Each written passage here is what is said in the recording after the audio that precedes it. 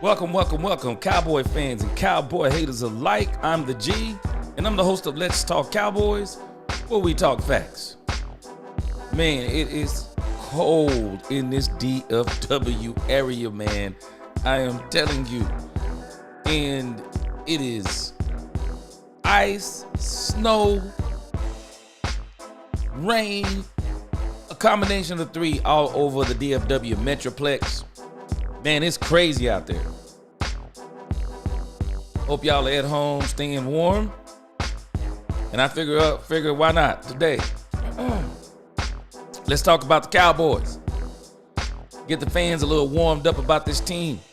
As we look to the future, I mean, it's time to start looking towards the future. We'll be looking at the draft. I'll be looking more at the draft as the playoffs get done, because I do want to cover the playoffs on this team. On this channel. So we'll be talking playoffs here in the next couple of days. Matchups, we'll be talking tomorrow because the playoffs start Saturday. It is not going to be the same without the Dallas Cowboys, but it is what it is. We'll be back next year. So, today's show, got a few topics. I want to talk about McCarthy's status and kind of bring some clarity to that, or at least as much clarity as I can. I want to talk about a couple of free agent signings. We've signed a couple of free agents, whether anyone realizes it or not. I want to see if I can find it. There was an article about it from an anonymous player. James Slater reported on some things that an anonymous player said. I want to look at a little bit of the comments about Micah Parsons, which will lead us into where we will spend a pretty good amount of the show talking about the Dallas Cowboy 2025 schedule. Man, boy, let me tell y'all something. This was supposed to be an easy schedule in 2024, and we fumbled the ball on that. This 2025 schedule is going to be a monster. So let's get some greetings out of the way here. Kevin Bryant, what's going on? Yes, sir. Let's talk some facts as good as we can. Richard Owens, what's up? What up? Jared Thomas, what's going on? He said, get Dak Prescott and do right by him, G. Hey, man, let me tell you something. From everything I'm hearing, this is what they're going to do. I'm telling y'all, mark your calendars. 2026, Jared, I'm telling you. It sounds like, listening to Jerry, this is exactly what they're getting ready to do. And this is playing also into what they're dealing with this coaching situation. Carlos Edwards, what's going on? What's going on? He said, I'm here. He said, let's go, boys. Yes, sir. Jared says, get Jenny in the first round. Second wide receiver, second round. O-line, third round. Run stopping defensive pieces in later rounds. Hey, you know what? I don't know if we're going to be able to get Genty, but the kid from North Carolina will not make me mad. Trust me. He will not make me mad. Ori, what's going on? He said, yo, Big Mike gone. Jerry can't run it back with Big Mike. We're going to see. Alex, what's going on? Miss Matrix, what's going on? Recruiter, what up? Ice Cold Cowboy, what's going on? I said it yesterday, man. He said, shout out Double OG. I said, hey, man, so many problems in the LBC. That's what Snoop Dogg said. So many problems in the LBC. Man, I say so much. Oh, he said so much drama in the LBC. I say so much drama in the DC as in the Dallas Cowboys. What's going on, Kevin Howard? What's going on? All right. So let's get right into this. Nisi, what's going on? You staying warm? Did you see Marcellus Wilder's video shouting you out? He said you were one of his favorite content creators. I'm assuming he's talking about me, Nisi. I'm assuming he's talking about me. So, hey, appreciate him. All I need him to do now, Marcellus Wiley, all he has to do now is say my name. Say my name like Destiny's Child, and he can really help this channel really, really kick off. So, I want to get into this. Mike McCarthy. I want us to understand what's going on with Mike McCarthy. I mean, I don't know. I don't really have the inside, but if I'm a fly on the wall, I really think that what is happening with the Cowboys and Mike McCarthy, the Cowboys and Mike McCarthy have talked. They sat down and they've been talking, it says, for the last couple of days, Tuesday and Wednesday. And I'm going to tell you what I think they're talking about. And I could be totally wrong. But one, I think Mike McCarthy is talking about some things that need to change if he's going to come back. I think he's talking about some things that need to happen if they come back. One of these anonymous players, man, I'm so mad. I forgot I had this article up, but I closed it out of my browser. But there is an anonymous player that volunteered to talk to Jane Slaughter. We know her name is Jane Slater, but I'm sorry, she is Jane Slaughter, because every opportunity she gets, she is coming in full speed ahead. Let me bring up this article. Got it right here. It's on the line on the Landry hat. It's on the Landry hat. And so this player, let me show you what this player says. And some of you might have already seen this on X. But this player, this anonymous player, criticizes Jerry Jones. And let's look at what he was based on. It says anonymous player, Cowboys player criticizes Jerry Jones in support of Mike McCarthy. Jane Slater says players have now left the Star in Frisco and coaches finishing up their grades on players. When I asked about the mood of today's meeting with the team, head coach Mike McCarthy was described as even keeled, no tears, mainly just thanking everyone and appreciative of our hard work. She said, I asked a player if Mike McCarthy should return, and he had this to say. I only think it's fair if he gets one more shot, but more on his terms. Sound familiar? Sound familiar, anybody? Dak Prescott said this first. Now, my problem with Mike McCarthy, though, this is the second player saying this. Mike McCarthy pushed back on Dak Prescott and said he's talking like this is some of the best control he's had. He's saying this is some of the best control he's had. Now, we can argue this based on some things that we've seen. But this player, anonymous, and I appreciate Dak Prescott. Dak Prescott said it with his chest. Dak Prescott wouldn't say, he's not going anonymous. Dak Prescott said it with his chest. But this anonymous player says, but more on his terms from the standpoint of really being able to run it how he wants.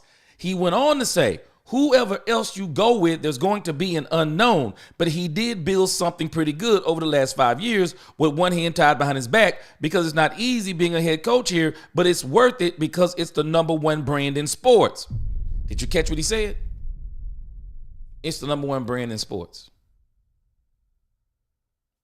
This is the problem with this team.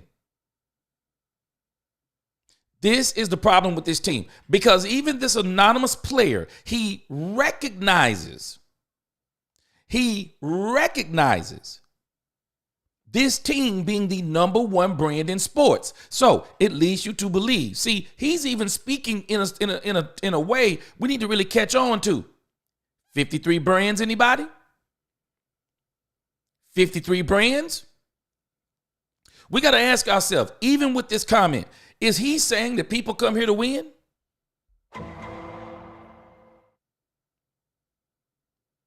I don't think he's saying that you come here to win.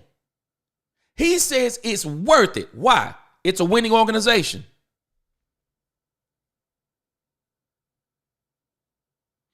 It's worth it. We got a great team. It's worth it. We have a great fan base. I mean, of all the things that makes it worth it, What does he say? It's the number one brand in sports. If you want to be Trey Songz, come to Dallas. You want everybody to know your name? Come on to Dallas. Because that's really what we've been relegated to. Because we are literally the most valuable sports franchise in the world. So we are the number one brand in sports. So if you want everybody to know your name, come on to Dallas. Come on to Dallas. So this is our pitch. This is our pitch. We have to change this. This franchise has to change this. And I got a feeling that this is some of the stuff that is being discussed between both Mike McCarthy and Jerry Jones. This has to change. What are you talking about with the number one brand? That goes without saying, so we don't even need to talk about that. No, what we need to be talking about is we need to make this the place to be to win. Now, come here, man. Come here. We're trying to build something. We're trying to build a Super Bowl contender, a Super Bowl winner. Come here.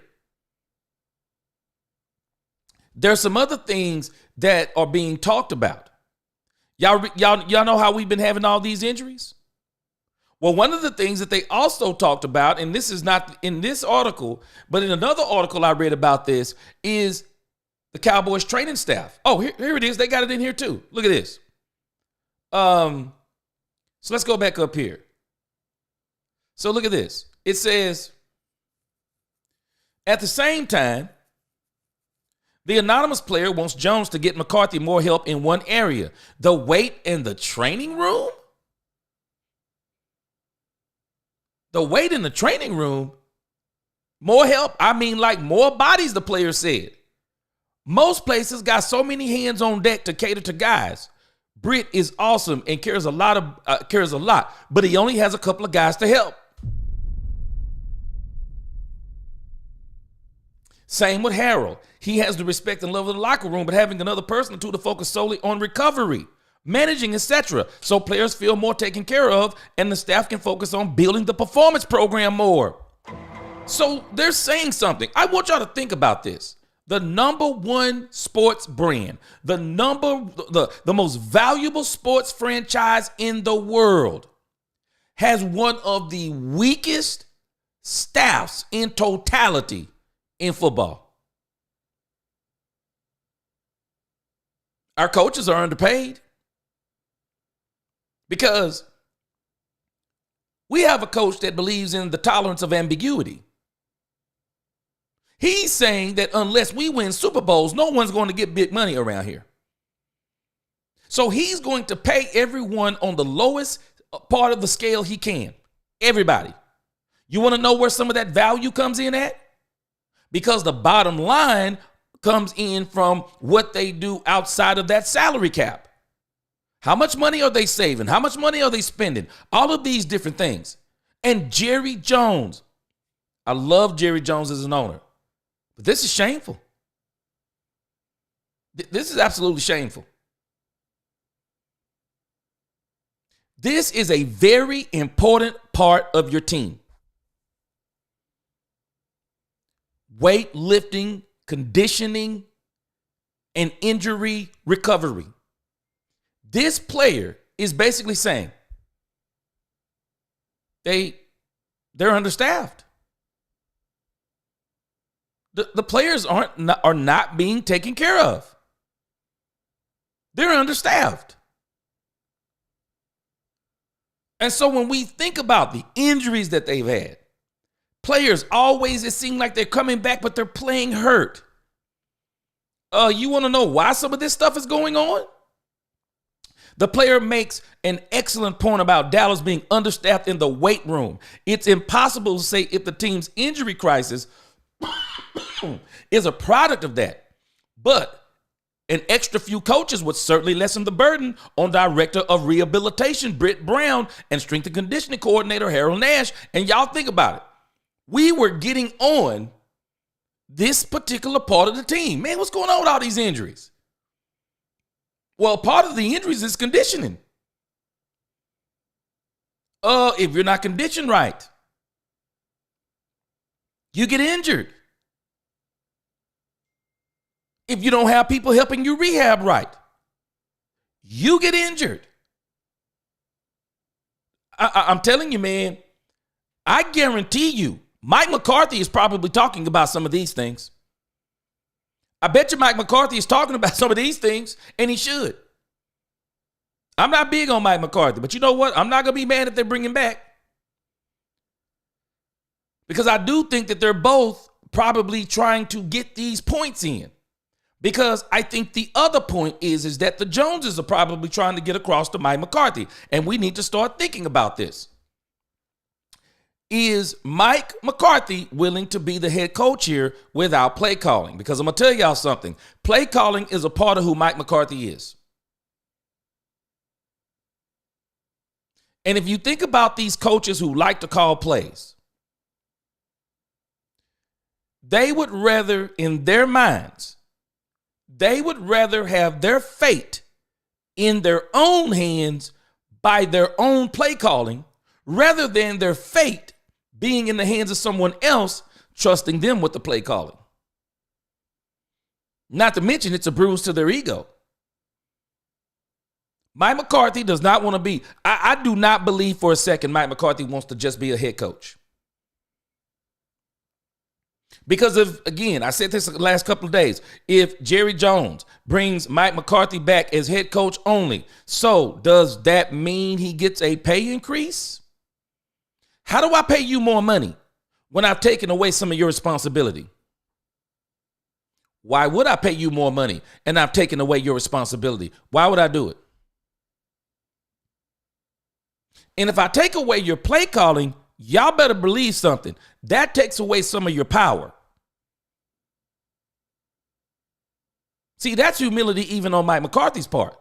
Because now you have to trust your OC. You have to let him do what he do. You have to let him do what he do.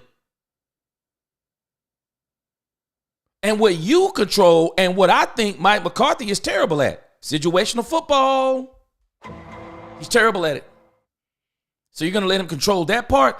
I mean, I'm telling y'all. I guarantee you there are some serious discussions going on between both of them because, man, come on. Anybody, if you're watching this team and you don't, and if you think that this team's offense is good, I'm telling y'all might not realize what I've been saying to y'all now ever since Mike McCarthy said what he said about Zim. Zim said he regretted not doing it his way when he first got here. Now, if we look at Zim's defense improved. And I don't even think Zim is saying this the right way. Zim is saying he should have did it his way up from the beginning.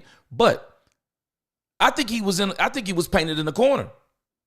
Because from the beginning, Micah Parsons was pushing back on the defense.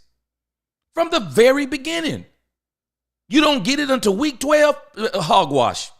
No one says that stuff. Hogwash.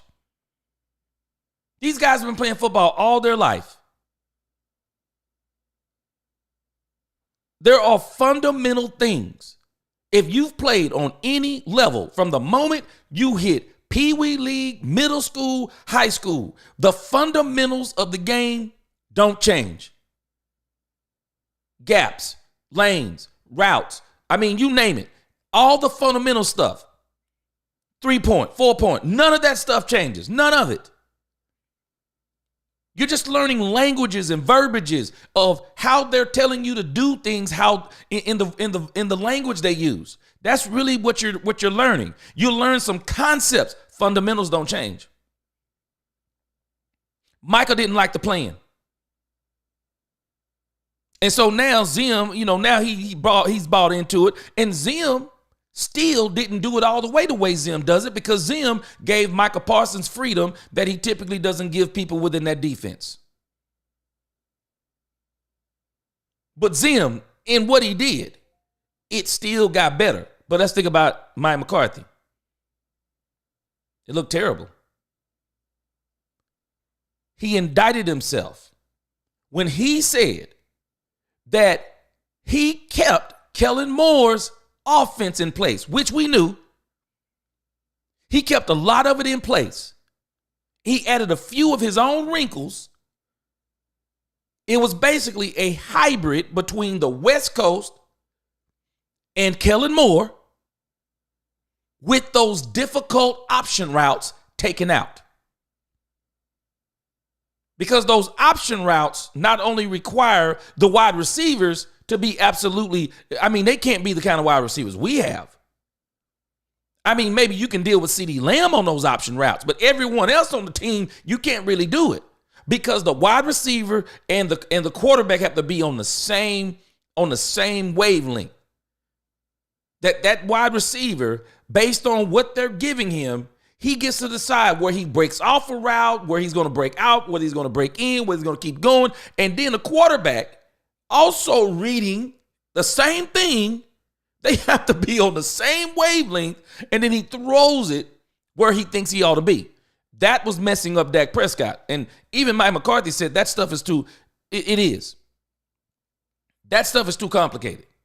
That requires a wavelength that is crazy. That is crazy. And so he did that hybrid offense. And a lot of people are giving Mike McCarthy all this credit for the 2023 season and what Dak did. And I'm not going to take credit from him. But let's also give some credit where credit is due. That offense was a mixture of Kellen Moore and him. Give Kellen Moore some credit. I'm sorry, we got to give Kellen Moore some credit. And then on top of that, Mike McCarthy, he added a couple of new modern wrinkles with the rub routes, the crossing routes, the motion. He added some things. It was a hybrid offense. Dak Prescott ate on it. Anybody knows what he did this year? He came out with what I call the stale as toast West Coast offense. It's atrocious. It's atrocious. Mike McCarthy calls plays like a relic. And Mike McCarthy's play calling, the problem is, if you look at the average points the Cowboys scored this season, they scored an average of pretty much 20 to 21 points a game. That was with Dak Prescott, and that was with Cooper Rush. And you got to think about how Dak Prescott did it. Dak Prescott did it when the line wasn't playing well, the defense wasn't playing well, they were not running the ball, the route concepts were terrible, they were getting no separation. The injuries were piling up. Dak Prescott did Dak did everything he did. And even though he took the blame, Dak did everything he did with all of that going on top of that stale as toast West Coast offense of Mike McCarthy. Cooper Rush comes in, and he gets the benefit of they started getting healthy they started getting healthy. They started buying into the defense. The defense started playing better. Offensive line play got better. The running game got better. He benefited from all those things. But at the end of the day, the offense was still stale as toast. It was stale as toast. And so these two, I believe that Mike and Jerry, this is probably where a lot of this is coming from, is that Mike is wanting some things to be better in the facility. Mike probably also wanted Aaron Jones. They didn't get him for him. He's looking at little things like that. He's probably saying, and I told y'all the three things: money, power, respect. Mike is probably talking to Jerry about those three things. I'm telling y'all, man, we may not realize it, but see, what Jerry is doing now, Jerry didn't do this with Jimmy. Jerry brought Jimmy in as one of the highest paid head coaches in the league. Off the rip. Off the rip. With no experience. No pro experience. Absolutely none. And so when you think about all of this, I'm telling you, I guarantee you, these are the things they're discussing. I'm going to tell you, I talk to folks about this kind of stuff all the time. One thing that bothers me is cheap folk. I'm not talking about people who spend money wisely. But I do get bothered by folk who cheap. Folk, every time something break. Hey, man, hey, we got money in the bank. Let's take care of this. Oh, well, I can save us some money. I'll do it myself. Now, you won't be doing it here. Every time something break down, I can fix it myself. They fixing it with duct tape and super glue. Duct tape, super glue, clothes rack, anything you name to fix it with that actually don't fix it, that's how they're fixing it. And when they fix it, it's only a temporary fix. It winds up breaking anyway and is worse than it was before. Cheap, I'm telling you, man, folk who cheap like that, I can't deal with cheap folk. I can't deal with cheap folk. If you should, I'm not saying you should go out and buy all designer clothes, but doggone it, when it's time to look good, doggone it, look good. You do the best you can. You look good. My mom taught me a long time ago. Don't buy cheap shoes. Don't buy cheap shoes. She said, because those are your feet. You have to walk in those shoes all day long. Don't buy cheap shoes. She said, and whatever you do, you get you high performance shoes. Whatever your profession is, you get the best shoes for that profession. Some people, they just get cheap shoes. They don't even care. They don't even care about their feet. Then they go home wondering, oh, my feet hurting because you're cheap. Because you're cheap. Yeah, you save money by only paying $15 for a pair of shoes at the dollar store. But then you wonder why when you get home, them dogs be barking, man.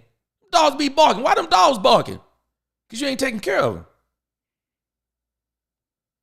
I'm telling you. When you come across cheap folk and then you see issues in their life, all you have to do is look at how cheap they are and you'll figure it out real quick. You'll be like, okay, I see why this is like this. I see why this is performing like this. I see why their car is like this. I see why their shoe, whatever. I'm telling you, people do not understand. And Jerry should know this better than anybody. I'm sorry, it takes money to make money. I'm the most valuable sports franchise in the world. I'm the most valuable sports brand in the world. No. I'm sorry. I'm cutting no corners. I'm cutting no corners for my team. My team is going to be the standard, not in money making, because if we start unpacking how they're making all the money, a few people might go, no, I don't want to do it like that. How they're paying for their, they were talking about things like how they pay for their own food and stuff like this. Nah, man, I'm not doing that. Nothing but the best. Nothing but the best. I'm telling you, this stuff will come out in the wash. It'll come out in the wash, I'm telling you. And a lot of these things we're seeing with the Cowboys. I'm telling you. Mike McCarthy is talking about this stuff. I am sure he's talking about this stuff. And if he's not talking about it, he's crazy. Because this is your last opportunity. Y'all remember what I told you a few weeks ago? I told you teach people how to treat you. You teach people how to treat you. You just got to get to the point as an adult. There is a point to where you just tell some people, man, it's just bottom line. Nah, we're not going to be doing that today. I'm not going to let you treat me like that. Oh, I'm not going to let you talk to me like that. Oh, you know what? Sometimes we're afraid to leave it. Because man, if I leave it, I'll never get another chance. Let me tell you something. What God has for you, nobody can take it away. And if God got a purpose in your life, and if there's something that God wants you to have, stop thinking every time you turn down something that doesn't fit what it is that you want or what it is that you know is right. Stop thinking, ooh, I may be turning down a blessing. No, that is the very thing that's bringing the blessing in your life. The one thing you have to learn as being a child of God, being an adult in this world, I talk to my sons about this stuff all the time. Learn how to say no. Learn how to say no. Because once you become desperate for something or you want something extremely bad, I'm telling you, you will lower your doggone standards. And Mike McCarthy is, as the song goes, if you are what you say you are, a superstar, oh, I'm sorry, then have no fear. Hey, man, you know what? I got a Super Bowl on my resume. You know what, man? I go somewhere else. Jerry, thanks, but no thanks. Sometimes you got to do that stuff.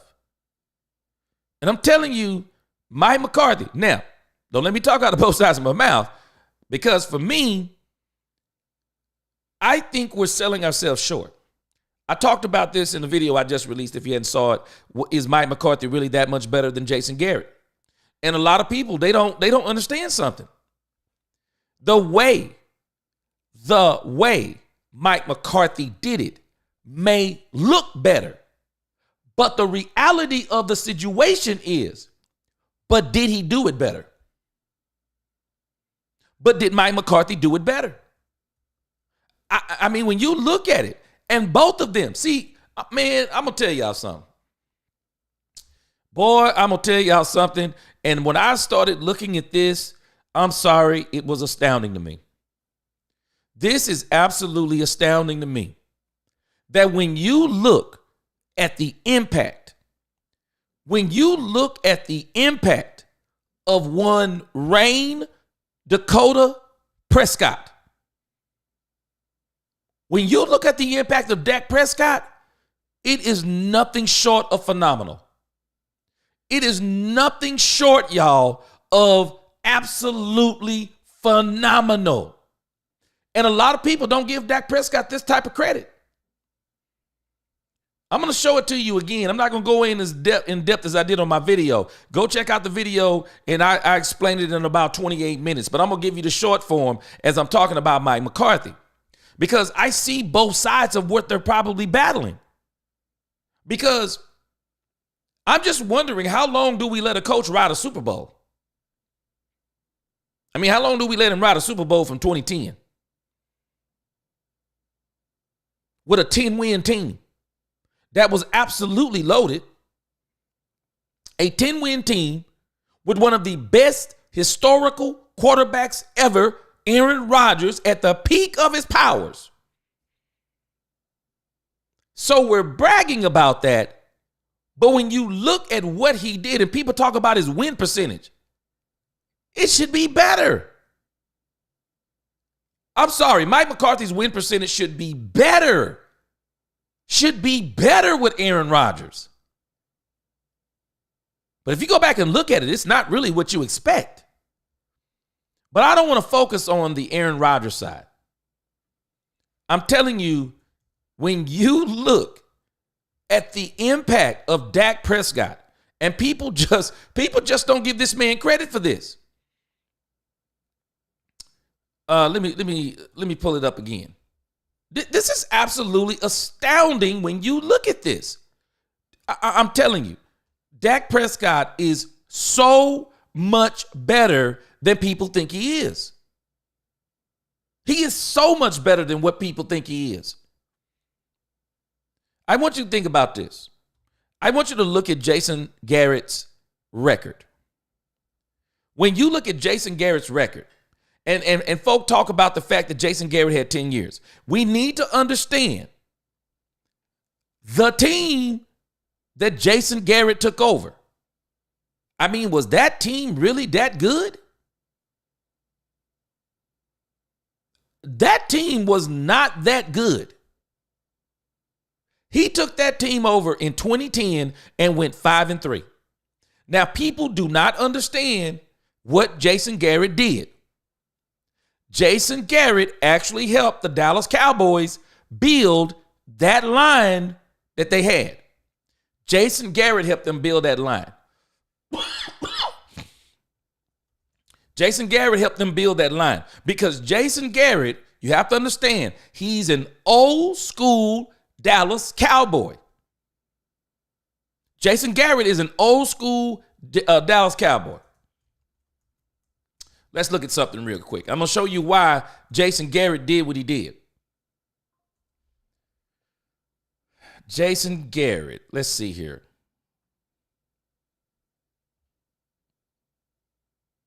So Jason Garrett, I want y'all to realize when Jason Garrett played. I want you to realize the era that Jason Garrett played. And a lot of people, they don't give Garrett this type of credit. But I want you to look. Jason Garrett, a 1993, 94, 95, 96 Cowboy. Anybody want to take a wild guess at what was going on during that time? He was here during the Super Bowl seasons. He was here during the Super Bowl seasons. He was here a part of the Jimmy Johnson era. And the one thing that Jason Garrett understood about those teams better than anybody, Jason Garrett understood how those teams won. Keep trying to tell folks this. The 1995, the 1992 through 95, basically 96 Cowboys was one of the best teams in NFL history. Hall of Famers all around Troy Aikman, including himself. Hall of Famers all around him. But when you look at how they won, they did not talk like we're talking today. We put everything on Dak Prescott. I don't remember anybody talking like that in the 90s. Nobody. Because everybody knew we were a power run team and Troy Aikman ate off of play action. And if you look at Troy Aikman's numbers, I'm not going to go through them again. You would think, man, he's really not that good. It's not that he wasn't really that good. He just didn't have to do a lot. They were not asking him to do what Dak Prescott has been asked to do on a week by week basis. I mean, we literally live and die on Dak Prescott. We live and die. And don't let the Cooper Rush stuff fool you. He went 4-4. And if we would have been playing better teams, it would have been worse. I told y'all before, the better the competition, nothing on Cooper Rush. Love Cooper Rush. Absolutely love Cooper Rush. I'm sorry, he's the backup quarterback, doggone it. Give the man credit. He won 4 games. He won 4 and he lost 4. That's exactly what you want the backup to do. That's it. That's all you want him to do. If he has one of those seasons like he had in 2022, he comes in and goes 4-1.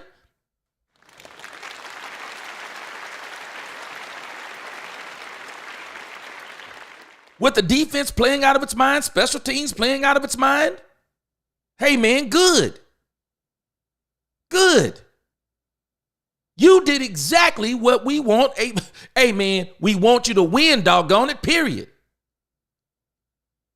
But if you can go 500, man, we good with that too. Just keep us afloat until the starter get back. Cooper Rush did exactly what he was supposed to do. But it's strange to me, man, when Dak is in that joint, everything on Dak.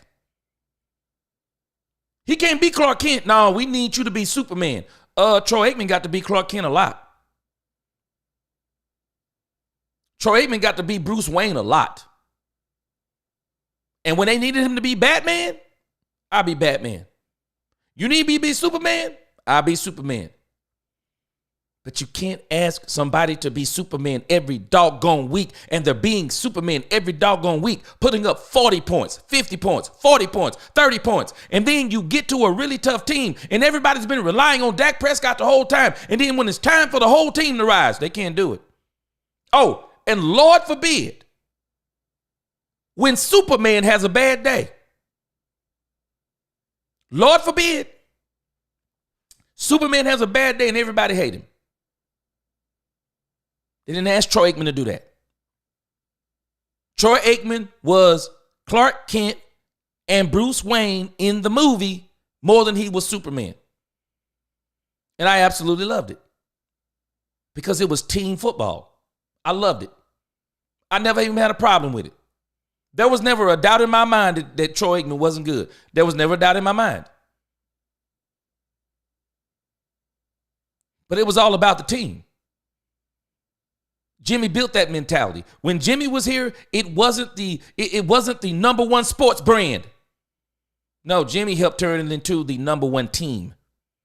I keep talking about team. People don't understand what I'm telling them. He turned it into the number one team, and Jerry turned it into 53 brands.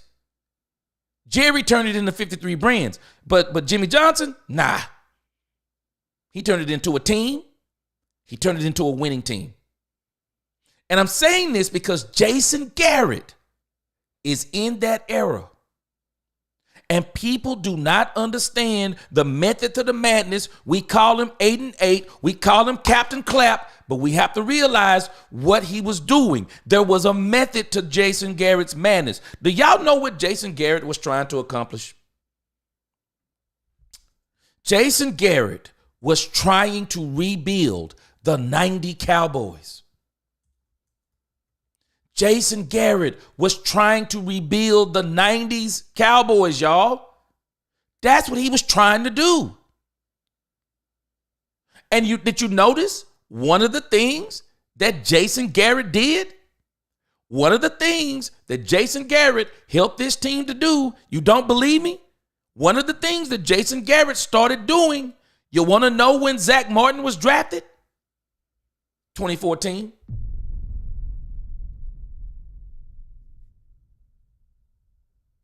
Jason Garrett was trying to get this team to be a power running team.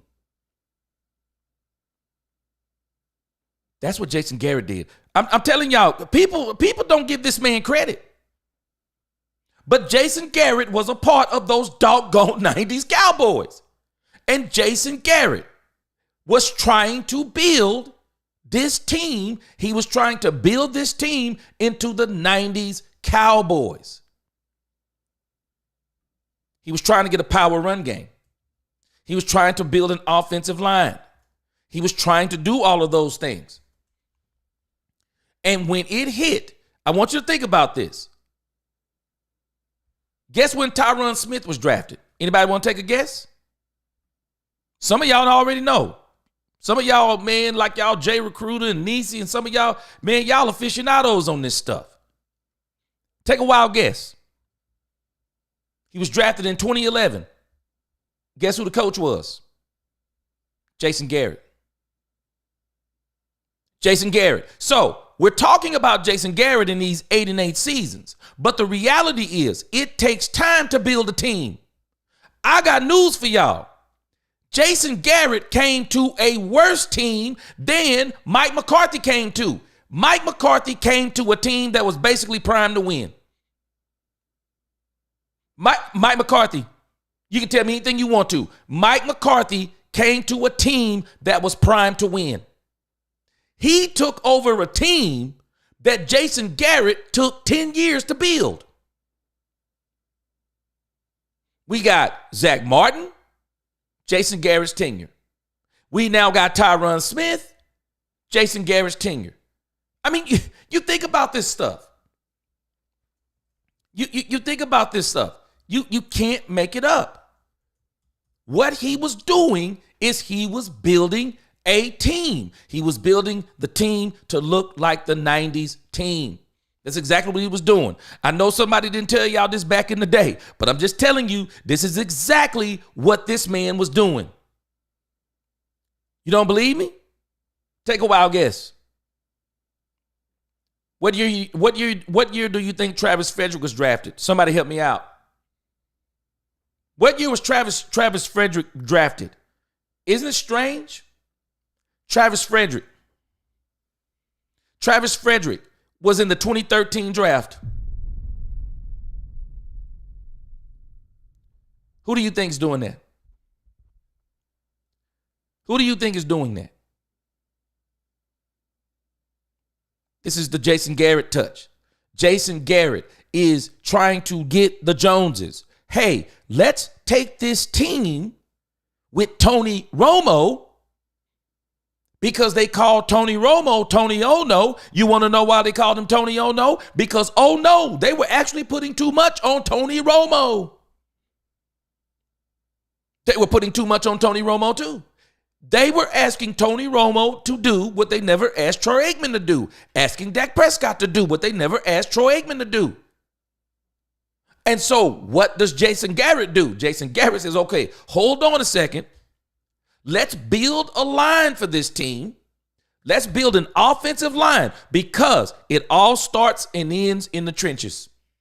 It begins and ends in the trenches. If you can control the line of scrimmage on offense, if you can control the line of scrimmage on defense, you can run the ball, you can stop the run. You can control the line of scrimmage on offense. You can run the ball, you can eat on play action. And if you got a running quarterback, Lord forbid, Lord forbid, you're going to tear some teams up. You're going to tear some teams up. And so we talk bad about Jason Garrett. And it's strange because hindsight is 2020. We called him Captain Clap. Oh, I can remember people. Oh, yeah, that's Jason Garrett. 8-8, 8-8, 8-8. Yeah, he was. But what we don't realize, he was 8-8 3 seasons in a row because he's building the 90s Cowboys. And we don't even see this. He was building the 90s Cowboys. Let's look at another player. Let's see. When was he drafted? Some of y'all know this off the top of your head. Isn't it strange, y'all? Guess who else was drafted under the tenure of one Jason Garrett, who takes the team over in 2010? Guess who else was drafted under Jason Garrett? None other than dun dun dun dun, one of the most underrated running backs in Dallas Cowboys history, DeMarco Murray. Man, I am telling you, I did not realize it, but this dude was an absolute monster.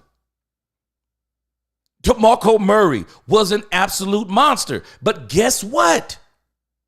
Jason Garrett is building the 90s Cowboys. This is exactly what they're doing. He was trying to build the 90s Cowboys. He was. He was trying to build the Dallas, okay, line, check. Running back, check. I'm telling us. And during his tenure in 2010, he's on the staff. Don't know exactly who's responsible for this. I'm sure it's a combination. Jerry Jones really loved him some Dez Bryant. But guess when Dez Bryant was drafted? 2010.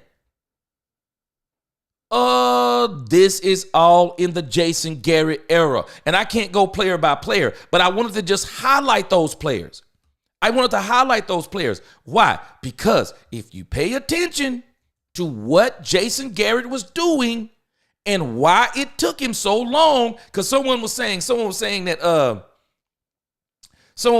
well, I give the edge to Mike McCarthy because he has a Super Bowl in 2010, and then it took Jason Garrett extra years to get the team. You think? Jason Garrett, yeah, he had to build the team. And guess what happened in 2014? That team took off. This is the catch season. It took Jason Garrett, 1, 2, 3. It took him 4 seasons. It took him 4 seasons to get the Cowboys. It took him 4 seasons to get the Cowboys back to a winning team. It took him 4 seasons. 4 seasons. And we act like, oh man, that's a lot. No, it's not actually a lot. There was a lot that needed to be done. The Cowboys needed a line. Jason Garrett. He built him a line. He built him a line. He got him a running game. They got the wide receiver, and things started falling into place. They went 12-4, and I believe if they would have got past Aaron bleeping Rodgers, Aaron Rodgers beat us. It was the catch. They didn't call it a catch. They now say it was a catch. I believe that was the year they win. They go on to the Super Bowl.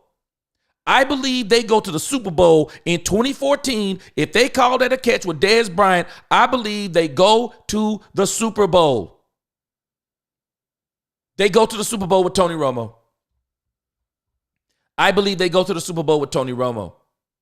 And so I'm saying all of that because we act like that Mike McCarthy came in and ran circles around Jason Garrett when the reality is he didn't run circles around Jason Garrett.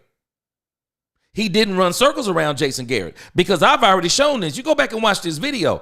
Jason Garrett, we're talking about, and the only two bad seasons that Mike McCarthy really had is when Tony Romo got hurt. You want to know what happened to Jason Garrett in 2015? Tony Romo missed 12 games. How many games they lose? 12. Dez Bryant was dealing with injuries in 2015. They had a plethora of injuries in 2015. And Jason Garrett, who took this team to 12-4, got him a playoff win and should have got 2. No one talks about it. Jason Garrett got cheated out of his second playoff win. I don't know. Maybe the Green Bay Packers, there was still time left on the clock. Maybe the Green Bay Packers come back and still drive it down the field just like they did against Dak Prescott in 2016. Maybe they come back down and drive it down again and still beat the Dallas Cowboys, but I don't know. But I can tell you this, it definitely looked like they was about to win that game. And Jason Garrett would have had 2 playoff wins in 2014. We call him Captain Clap.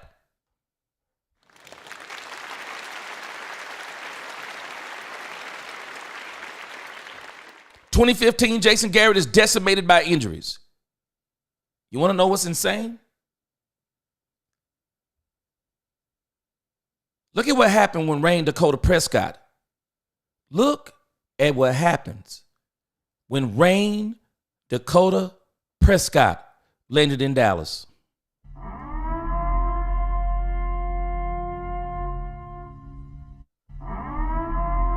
Playing, might I add, with the team that Jason Garrett is helping build. Okay, DeMarco Murray, we're going to let him go. What are we going to do? Oh, we're just going to go and get one of the best running backs to ever play college football, Ezekiel Elliott. And while Zeke, we love Zeke, but he didn't tear it up like DeMarco Murray did in 2014. He didn't tear it up like DeMarco Murray did in 2014. But nevertheless, he tore it up in 2016. And on a team that Jason Garrett had built for built for Tony Romo, Dak Prescott came in and took that same team 13-3. Woo, I'm about to drop a megaton bomb on us. We talk so bad about Jason Garrett. Guess who wanted Dak Prescott? Y'all think Dak Prescott was a Jerry Jones pick? Y'all think Dak Prescott was a Jerry Jones pick? We don't give Jason Garrett credit. We talk so bad about this man in hindsight. Jason Garrett, I want y'all to look at this man different. Jason Garrett was the one who wanted Dak Prescott. It was Jason Garrett who was impressed by Dak Prescott in the Senior Bowl, MVP of the Senior Bowl. It's Jason Garrett who's got his eyes on Dak Prescott. It's Jason Garrett who's talking about Dak Prescott. Jerry didn't want Dak Prescott. Who was it? Jerry wanted Paxton Lynch. Jerry didn't want Dak Prescott. That was Jason Garrett. And if Dak don't get the DUI, Dak's probably not even there. So Jason Garrett got his eye on Dak, and he's like, hey, 4th round, pick him up. Look at what happened when Dak landed in Dallas. I want y'all to look at Jason Garrett's first 6 seasons. 5-3, 8-8, 8-8, 8-8, 12-4, 4-12. Dak Prescott lands 13-3, anybody? 9-7, anybody? 10-6, anybody? 8-8, anybody? This is Dak Prescott. And in the 8-8 season, the Cowboys had a plethora of injuries. Again, the Cowboys had a plethora of injuries. And so you think about this. So Jason Garrett had Dak Prescott 4 years. I just want to show you this and show you how insane this is when you start looking at it in retrospect. So with Dak Prescott, if my math is correct, Jason Garrett with Dak Prescott. Hold on a second. I'm doing math in my head.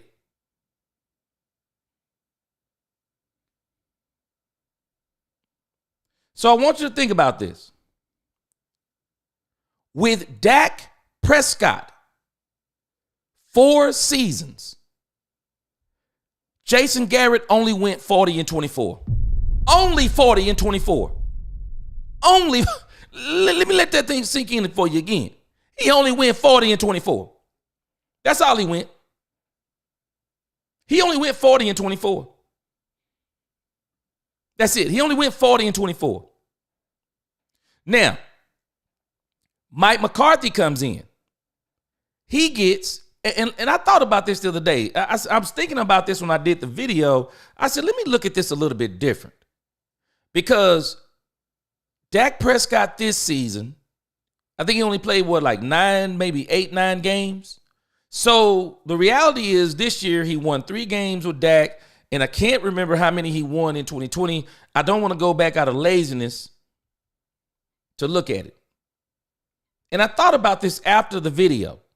But if you think about this, so Mike McCarthy with Dak Prescott, and if we think about 2022 and we take out 4 of the wins that Cooper Rush got, so that would take that from 36 to 32. And then in 2020, he went 6-10. And I can't remember how many of those games he won, but let's just say he won maybe two or 3 of those games. And then in 2024, Dak Prescott wins 3 games. So do you know what the reality of this whole situation is? Mike McCarthy and Jason Garrett, both with Rain Dakota Prescott. Do you realize they both averaged 40 to 41 wins with Dak Prescott?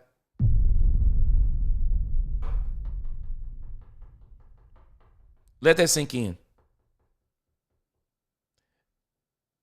Their margin of victory with Dak Prescott is give or take 1 or 2 games. But it looks better because Mike did it in 3 12-win seasons, even though they have the same amount of wins almost. They have the same amount of wins. And if we just do the last 5 years of both of their tenures in Dallas, the last 5 years, I showed this in the video.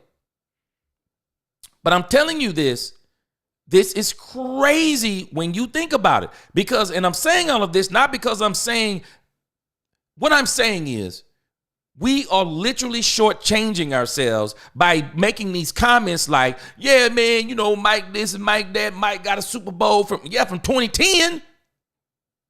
Oh, who else can we get in here? Who else can we get? Blah, blah, blah. This is where I get mad that we start selling ourselves short. And someone says, well, what has Mike Vrabel done? Well, what might he do with the Cowboys?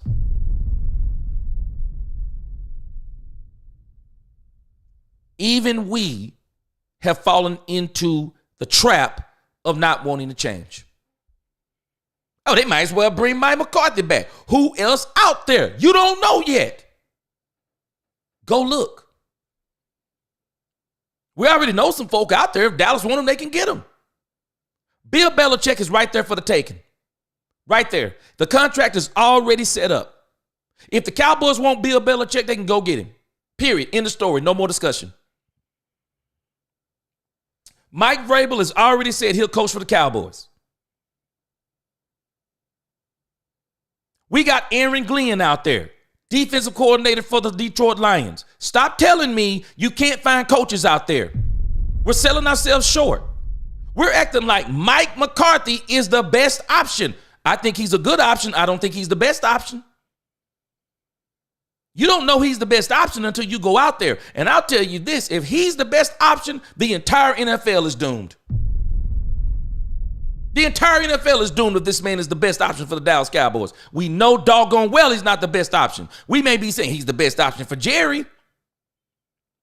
He's not the best option. You look at Jason Garrett. You look at Jason Garrett and Mike McCarthy. You think they look totally different. Oh, yeah, he got one Super Bowl win, so he better than he better than Jason Garrett, is he?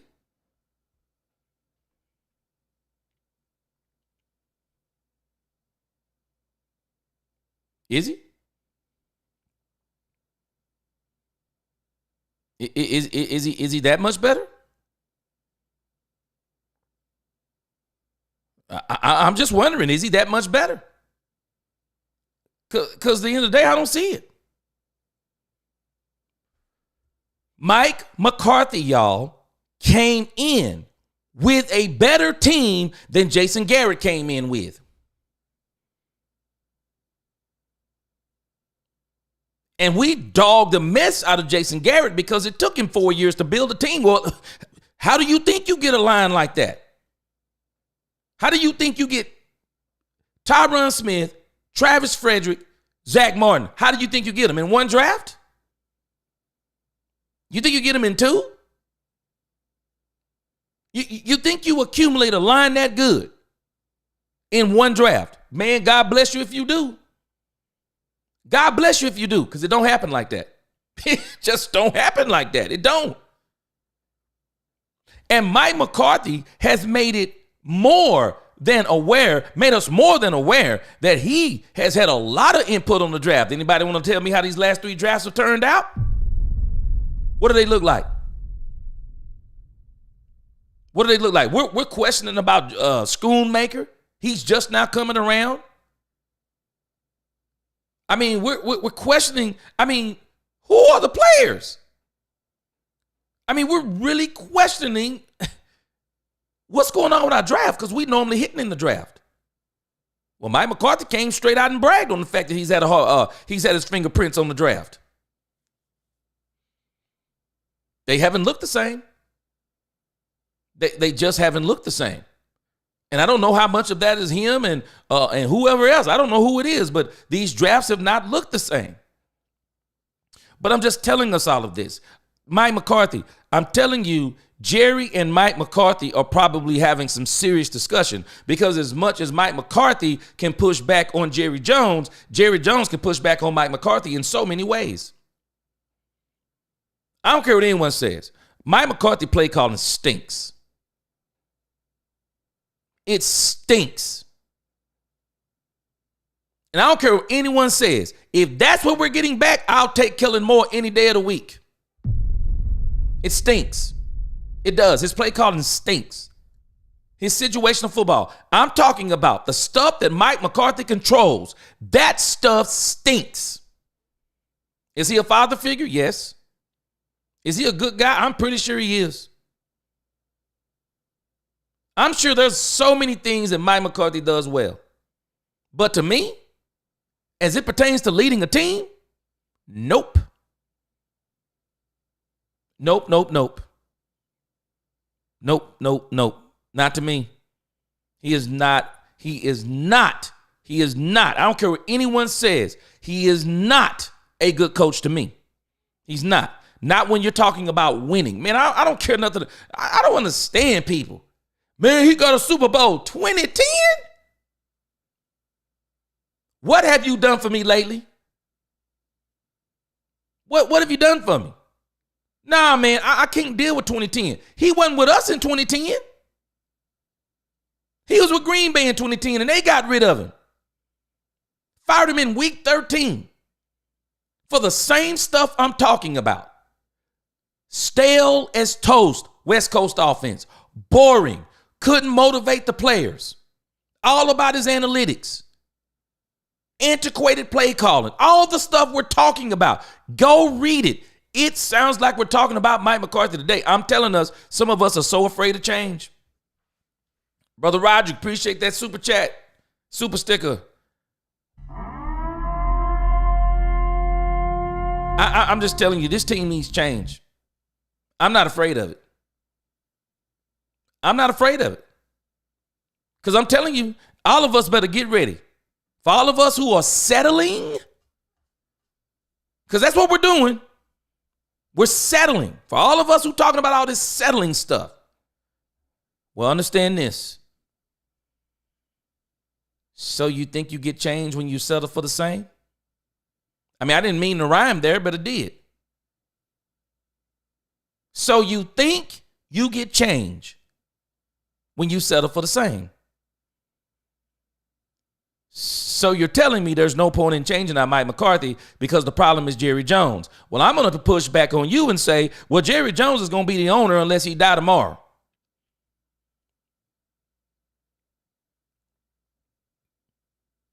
And Jerry Jones is going to continue to be the owner. Stephen Jones is going to continue to be the owner even after he passes. His family will step up and they'll be in that role of some sort. And so the one thing we know we cannot get rid of are the Joneses. So we got to hope for the next best thing. Can we get in a coach that can work with the Joneses, take some of their stuff, but also have enough chest to be able to push back on the Joneses and do some of the things that he want to that can actually help this team. And I'm telling you this, y'all, you better believe me when I tell you this. If Mike McCarthy was a better play caller, this team actually would be winning in spite of Jerry Jones. And I'm just talking about these 12 wins because a lot of those wins come against weak teams. We do not beat the playoff teams. We struggle beating those playoff teams. We do. We don't beat the playoff teams. You think about this season and the 7 wins we have. Who do we beat? We beat 2 playoff teams. We beat the Pittsburgh Steelers. Looking at the Pittsburgh Steelers, we know they're phony baloney as far. I don't know Wicked. I don't know if Wicked is on here today, but it's going to be hard for them to make it past any round in this thing without a quarterback and the way that their offense looks. The other playoff team we beat is the Tampa Bay Buccaneers. So somebody going to tell me Tampa Bay Buccaneers are world beaters? They're not world beaters. They've been fighting their way to get into the playoffs. I mean, it's questionable whether or not in a good year would they be a playoff team. But we don't beat the Detroits. We don't beat the Ravens. I mean, you think about, well, we beat Detroit last year, and it was crazy down to the finish. What, 2019? Crazy play. And Dan Campbell, if he would have decided, hey, we're going to go on ahead and it's Dan Campbell.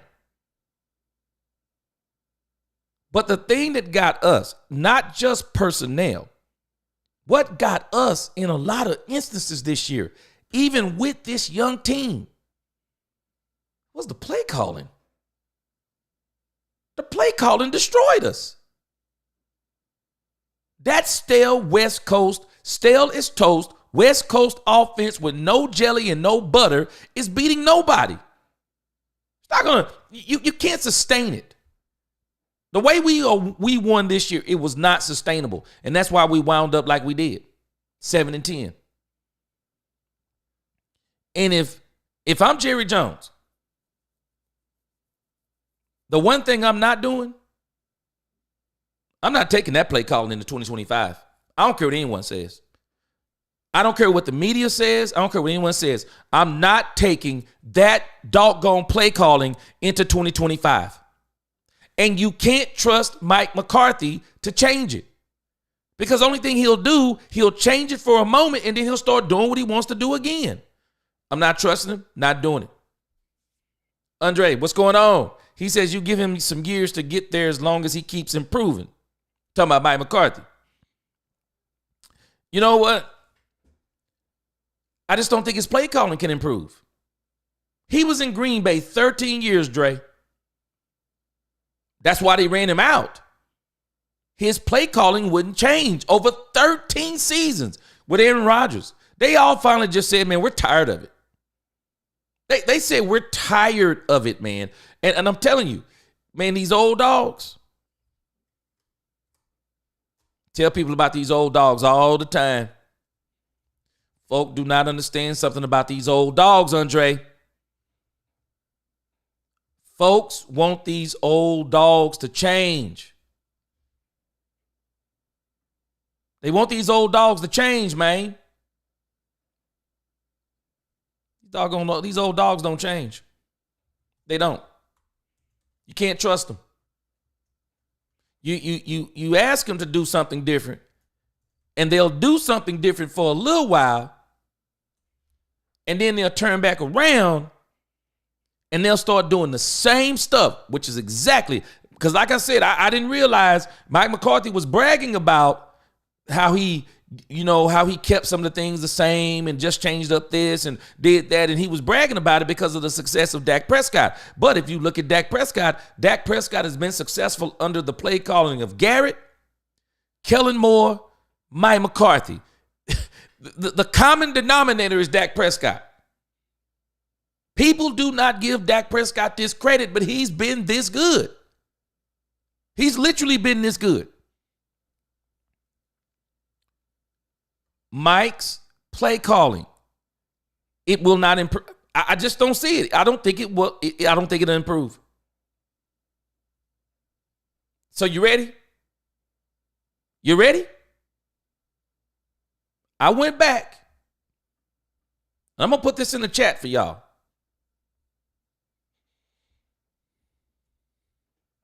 I went back and I pulled up the article of when he got fired. And this reads like you could scratch out the Packers, scratch out Aaron Rodgers, scratch out Davante Adams. You can put in the Cowboys, Dak Prescott, and Davante Adams. Look at this. Look at this. You can scratch out the Packers, Aaron Rodgers, and Davante Adams in this sentence, in this paragraph. You can put in the Cowboys, Dak Prescott, and CeeDee Lamb. And this will read exactly the same. Look at this. He got fired. Week 13. The move wasn't a surprise, but the timing was. McCarthy's grip on the offense had become a detrimental one as the once explosive Packers turned into a largely inept offense. So, does anybody remember how 2023 was so explosive with the Texas Coast? Dak Prescott MVP runner-up. Dak Prescott second team All-Pro. Dak Prescott best season of his career in a sense. Let's go back, because didn't Troy Aikman say some of these same things about the offensive one, Mike McCarthy? Let's go back and read this sentence again. Let's put in the Dallas Cowboys. The move wasn't a surprise, but the timing was. McCarthy's grip on the offense had become a detrimental one as the once explosive Cowboys turned to a largely inept offense. Don't this sound the same? Were we explosive this year compared to last year? We're putting up 40 burgers, 50, 30s, 40s. Averaging 2 touchdowns and 2 field goals a game. Save for when Aaron Rodgers was left to improvise by playing sandlot football. Y'all think I'm making this up? Unlike Dak Prescott, Aaron Rodgers be like, hey, man, these plays are trash. Aaron Aaron Rodgers, man, these plays are trash. I'm not running these plays. Aaron Rodgers would be in the huddle making up his own stuff. Man, he plays trash. I'm not running this stuff. Y'all don't realize it. We give Mike McCarthy some credit for some of the stuff that it wasn't actually him. It was Aaron bleeping Rodgers doing stuff on his own. Do y'all not realize even last year, some of the stuff that Dak Prescott was doing was Dak Prescott doing on his own, improvising? Let's read this sentence again. Save for when Dak Prescott was left to improvise by playing sandlot football. How many times have we said Dak Prescott plays so good in the 2-minute offense? You want to know why? Because he's not bogged down. He's not bogged down by all of the Mike McCarthy plays. Dak gets to go out there, read, play, react. This is a replay. This is a replay. It said it even happened in McCarthy's final game Sunday when Rodgers dropped, surveyed, pointed to a spot in the end zone as a destination for his receiver. He completed the touchdown pass to Davante Adams, but the rest of the game, much like the majority of the season, was an example of an offense not utilizing weapons. So somebody tell me. Somebody tell me. So somebody telling me we haven't said this season. Somebody telling me we haven't said this season. So you telling me this season we haven't said, why doesn't Mike McCarthy use Kevontae Turpin more? Tell me any one of us haven't said on any given week, why doesn't Mike McCarthy use Hunter Lipke more? How long was I hollering, when are we going to let Rico Dowdle be the starter for this team? How many of you have said, and Boss Cowboy, me and Boss Cowboy, you know, I appreciate Boss Cowboy, man, and the job and the love he has for the Dallas Cowboys. Been watching him before I started this channel. Love Boss Cowboy. Me and Boss Cowboy, we've been kind of going back and forth in a friendly manner because he's making the argument that Zeke's not washed, and I'm making the argument that Zeke's not washed, but he's not good anymore. He's not good anymore. But watch this. Boss brings up a point that I agree with to a degree. How many of us said that they were not using Ezekiel Elliott right? How many of us said it? Because that's what Boss Cowboy is saying. The usage of Ezekiel Elliott is the problem. I will agree to a degree, because my problem and why I wouldn't bring Zeke to my team unless I have a luxury of weapons, because I know there's a certain way now I have to use Zeke. See, now I can't just line Zeke up in the backfield and say, okay, so I got Zeke in the backfield. I can run it. I can power run it. I can finesse run it. I can screen. He's going to block out of the backfield. He'll run out for the pass. He might run out in the flat. He may run out in the flat and then turn it up the sideline. I can't use Zeke like that no more. Now I got to be more specific. Hey, it's 3rd and 1. It's 4th and 1. We're on the goal line. Okay, let's line Zeke up maybe in the slot. Okay, let's get Zeke in. We've been running the ball all day, so let's try to see if we can get a screen to Zeke. I got to run him very specifically. But how many times, y'all? How many times this season have we said, completed a touchdown pass to CeeDee Lamb, but the rest of the game, much like the majority of this season, was an example of an offense not utilizing its weapons because it was too clogged?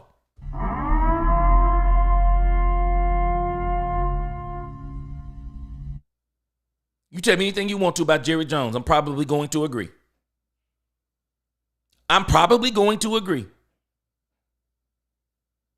But if you're telling me that Jerry Jones is the sole problem of why this coach who in my estimation came onto a better team than Jason Garrett had, When you think about it, one of the Achilles heel for this team, it's been the play calling. Period. In the story. The play calling. Situation, man. I think they need to do something different. I do. I think they need to do something different. I don't care what anyone tells me about Mike McCarthy. I'm not. Hey, y'all, guess what? At the end of the day, we know now Jerry Jones is what he is. He is what he is. That part ain't changing. We know he's not going to do some things in free agency. We know he's not going to do some trades. We know he's not going to do a whole lot of things. But despite those things, Mike McCarthy has hampered this team with his play calling and situational football. He's cost us games because he refuses. He hates running the football. I can remember it like yesterday with the Green Bay Packers, and they would be talking about Mike McCarthy right there on the telecast. He doesn't like to run the ball. The discussion has been about him running the ball. I'm telling you, man, y'all think I'm making this stuff up. This stuff isn't being made up, man. This is not made up stuff I'm talking about. And if I'm Jerry Jones, I'm talking about some of this stuff. I'm bringing up some of this stuff. I am. I'm bringing up some of this stuff because it is so important. Because I just wonder if Mike McCarthy wants to be with this team if he can't call the plays. And I'll be honest with you. If I'm Mike McCarthy, do I want to be with this team if I can't call the plays? I mean, that's what I do. So it's really it's really like you're being demoted. If you're a play calling coach and they're telling you they don't want you to call the plays no more, they're telling you your plays suck. They're telling you your plays suck. So you're telling me that Mike McCarthy's leadership is so good that we want to keep him for his leadership and get somebody else to call the plays? No, I can't do it. Jay Recruiter said they had a defense of overachievers in 2014. Man, I'm telling you, Jay Recruiter, they do not give. Just Rob said, clap off. Hey, man, we called him Captain Clap. But if you look back at his seasons, bro, I'm telling you, things changed when he got Dak Prescott. It changed. He surpassed the 12, and he almost surpassed. I would say surpassed, but the problem is Dak Prescott ran into the juggernaut of Aaron Rodgers, just like Tony Romo did. Calling those doggone sandlot plays. Freddie says, Rodgers didn't beat Dallas the rest. Yeah, man, I'm telling you, it's absolutely insane for them to come back years later and say, now that was a catch. Boy, I'm telling you, and I hated that for Tony Romo. Because I think that was Tony Romo's best. That was the best year he ever had to do it. Mills says, you're right, but our offense controlled games, kept defense fresh and energized, and we forced turnovers. Man, I'm telling you, that 2014 season, Garrett was on to something. Rolando McClain was a beast. Yeah, I remember him. Yeah. Freddie said, Andre learning a new offense and defense is exactly like starting over. I don't mind. Trust me. It's time for a new strategy. I don't care. Start over. Start over. Cowboys may have gone further in 2016, but I'm telling you, well, you know what, Real Fan One? I just don't think because we saw Romo.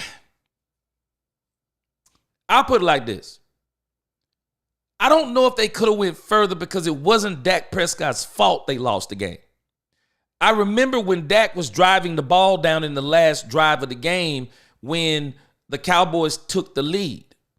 And I can remember in slow motion, Dak Prescott looks over to Jason Garrett like, okay, what next? And when Jason Garrett told Dak Prescott to spike the ball, I said, what are you doing? Do you not remember 2014, Jason? Run all the time off the clock. Do not stop the clock for the Green Bay Packers and Aaron Rodgers. Because if you give Aaron Rodgers enough time, Aaron's going to beat you. And they gave him too much time. Jason should have told Dak, no, do not spike it. You get to the line of scrimmage and you continue to let time run down. I'll tell you this. They had Ezekiel Elliott at that time. There was nothing Green Bay was going to be able to do to stop Zeke and Dak. Zeke and Dak were monsters in that rookie season. One of them was going to run that ball in. One of them was going to run it in. I would have told Dak, don't you dare spike that ball. You let time run down, and you let it get down to the point. We're either going to score it and win it, or we're not going to score it, but we're not going to let them get the ball back. We're not going to let them get the ball back and beat us. We're not going to score it and let them get the ball back and beat us. We're going to take all the time off the clock. And if we don't win it, then we're going to win it. We're not going to win it. We're going to lose it right here on the offense. That's what I would have did. Jason panicked. Left too much time on the clock. And I remember like yesterday, they said it. They left too much time on the clock for Aaron Rodgers. It's exactly what happened. But I'll say this, real fan, because I've said it before. I wouldn't have wanted anything to be different because Dak Prescott was just better than Tony Romo. He was. He wasn't a better quarterback, but he was better than Tony Romo. Tony Romo conceded it in his speech, the meritocracy. Man, it's about performance. And we can say anything we want to, man, but Tony Romo was old and he was rickety. He was rickety. He had missed games the season before. He missed games again with the spine injury. We saw Tony Romo just injury. I showed his injury. Go back and look at the video. Just injury after injury after injury with Tony Romo. It was time. It was absolute time. And the timing was perfect. It was perfect. And Dak Prescott did not make a mistake in the Green Bay game is the reason why they didn't win the game. He didn't make a mistake. Jason Garrett, clock mismanagement, left too much time on the clock in the defense. They couldn't stop Aaron Rodgers. It would have been hard for anybody to stop Aaron Rodgers at that time. Again, Aaron Rodgers was at the peak of his powers. It was just hard for hardly anybody to stop Aaron Rodgers. But I'll say this. In a multiverse, I would have loved to see if Tony Romo could have took that same team without getting injured. I would have loved to see if Tony Romo could have took that same team and how far he could have took them.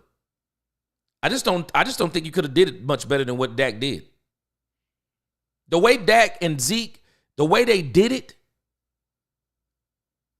I mean, Roethlisberger conceded. He was like, man, this is the best quarterback, running back tandem in the league. They were killing teams, man. They were. They were killing teams. They were. The 70s fan, Mike McCarthy, isn't building anything. I don't think he is either. And the reason why I don't think he's building anything is because no matter who you get, we're going to be stuck with that play calling. You can't give up a 4th round draft pick for Jonathan Mingo and he go 2 for 24. What are you doing? There has to be some explosive plays.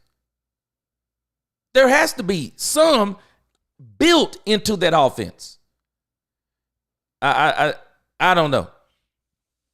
For me, Troy Dudley, 2016, Dallas had the best O-line in football. Well, they had that same similar O-line in 2014. And I don't know, Troy. I think I think DeMarco Murray, as much as we love Zeke, man, DeMarco Murray's 2014 season, DeMarco Murray's 2014 season, we may not realize it. DeMarco Murray's 2014 season with Tony Romo, man, it was similar to Saquon Barkley. DeMarco Murray was a monster. I'm thinking that's the 2014 season, right?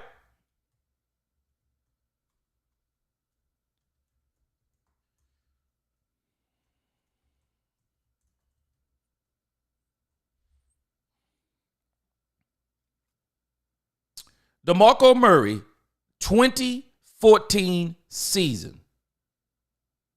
392 carries, 1,845 yards, 13 touchdowns in 16 games. I don't know what the line, I mean, you said 2016. I think that line was better in 2014. That line was better in 2014. And DeMarco Murray was better than Zeke in Zeke's rookie campaign, because I kind of think that's really was the height of Zeke's powers, because he kind of seemed like he kind of just continued to, it wasn't a steady decline, but he kind of started. Man, DeMarco Murray killed it. DeMarco Murray in that line in 2014. You talking about, real fans said 2016. I don't wish that season would have been any different. I just think Dak was better than Tony Romo, and that's one of the reasons why Jason Garrett was fighting for Dak Prescott to stay the starting quarterback, because that's just Tony couldn't have did it much. 13-3, what was he gonna do? 14-2. You're still facing Green Bay. You're still facing Green Bay, and if the defense can get a stop. I mean, we're putting this on Dak Prescott. No, he did what he was supposed to do. If the defense could get a stop, would you not want a defense that can get a stop right there? What more do you want Dak Prescott to do? I don't think it's about Tony Romo, because Dak did what he was supposed to do. Again, from the very beginning, we want Dak to be Superman. Dak, you be Superman. And if the defense falls short, Dak, is your fault. Is it? Is it Dak's fault? I don't think it is. I think the same thing about Dak in 2016 like I thought about Tony Romo in 2014. I believe if the Cowboys get past the Green Bay Packers in 2016, I think there was a good chance they were going to the Super Bowl, because the matchups after Green Bay, Green Bay was in a position where they were actually, I think they were playing better than the spot they were in. Similar to the Green Bay team that beat us last year, or now in 2023. That team was playing better than its position. And that's why when Green Bay came up against the Cowboys, I said, bad matchup. Bad matchup. They can run the ball, they can stop the run. Bad matchup. We keep coming up against Green Bay. Isn't it ironic? Keep coming up against Green Bay. Green Bay got Tony Romo in 2014 with a better line and a better running back at the time. Because I'm telling you, I just don't think Zeke was better. That year of 2014, that doggone DeMarco Murray, that has to be, I'm going to go back and look it up later on. That has to be one of the best running seasons in Dallas Cowboy history. That has to be one of the best running seasons in Dallas Cowboy history. And why was it? That offensive line. That offensive line. So I'm not going to let you, I mean, I understand what you're saying about the line being good at 2016. I'm just not going to let you do it. I'm not going to let you just say that you're basically trying to say that 2016, that offensive line was better, so Dak should have did better. I'm not going to let you get away with it, because that offensive line in 2014 was just as good. And I would dare say it was better, because when you look at what DeMarco Murray did, DeMarco Murray was a beast in 2014. Period. 2014. Mills, Dez Bryant production went down in 2016. Passing game wasn't great. Say it. Say it, Mills. Yes, sir. You're right. That kind of messed Dez's career up. His production was down. Dez Bryant wanted Romo in there. Yeah.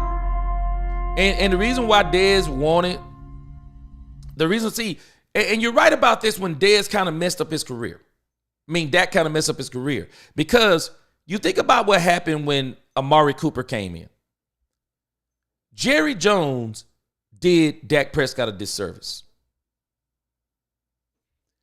Amari Cooper is the exact kind of wide receiver Dak Prescott prefers and needs. A lot of people do not understand something about DeMarco Murray. He was an absolute, he is an absolute monster at route running. Amari Cooper's route running is so crispy. It is almost like a work of art. The one thing that Dak knew about Amari Cooper, because Dak knew the route, and he knew that Amari Cooper was so precise with his route running. Dak could throw it exactly to where he was going to be because he knew that Amari Cooper was going to be there. Did anybody listen to Dak in the beginning of this season?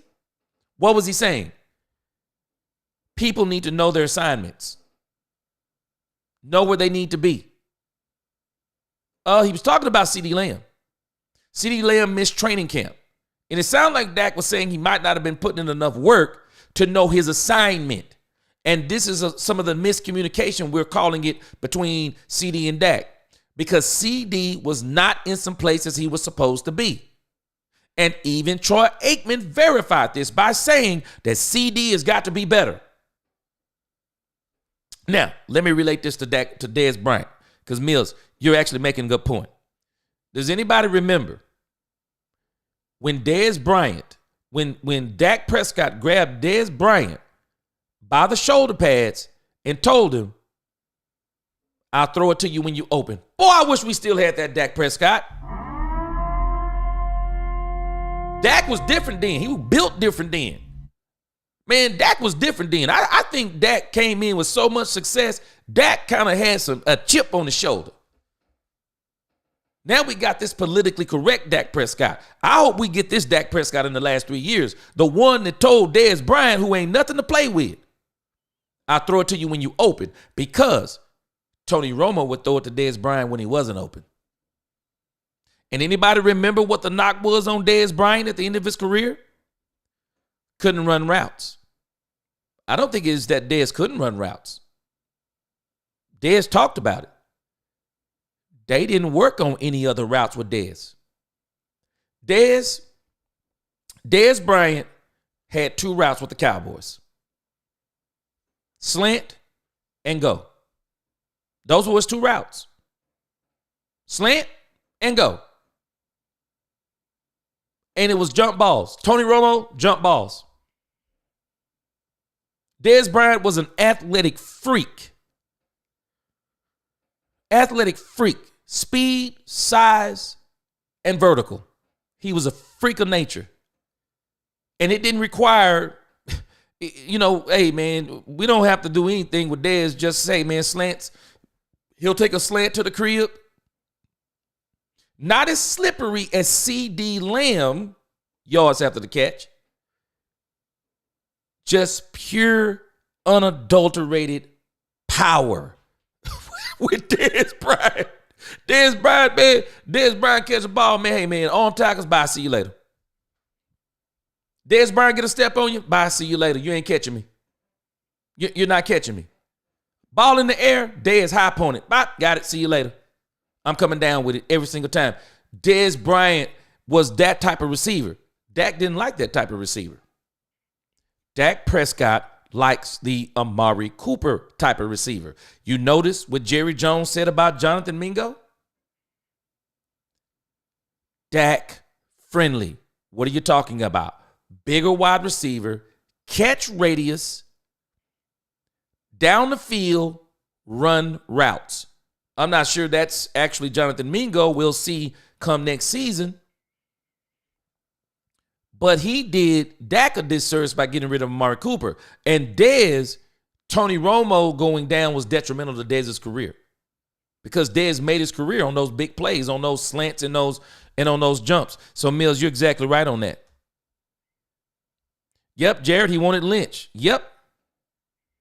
70s fans, who called the deep pass play to Dez Bryant on 4th and 1? Woo, man. Boy. I know, man. 70s fan, a lot of people don't remember that. That was a 4th and 1 play.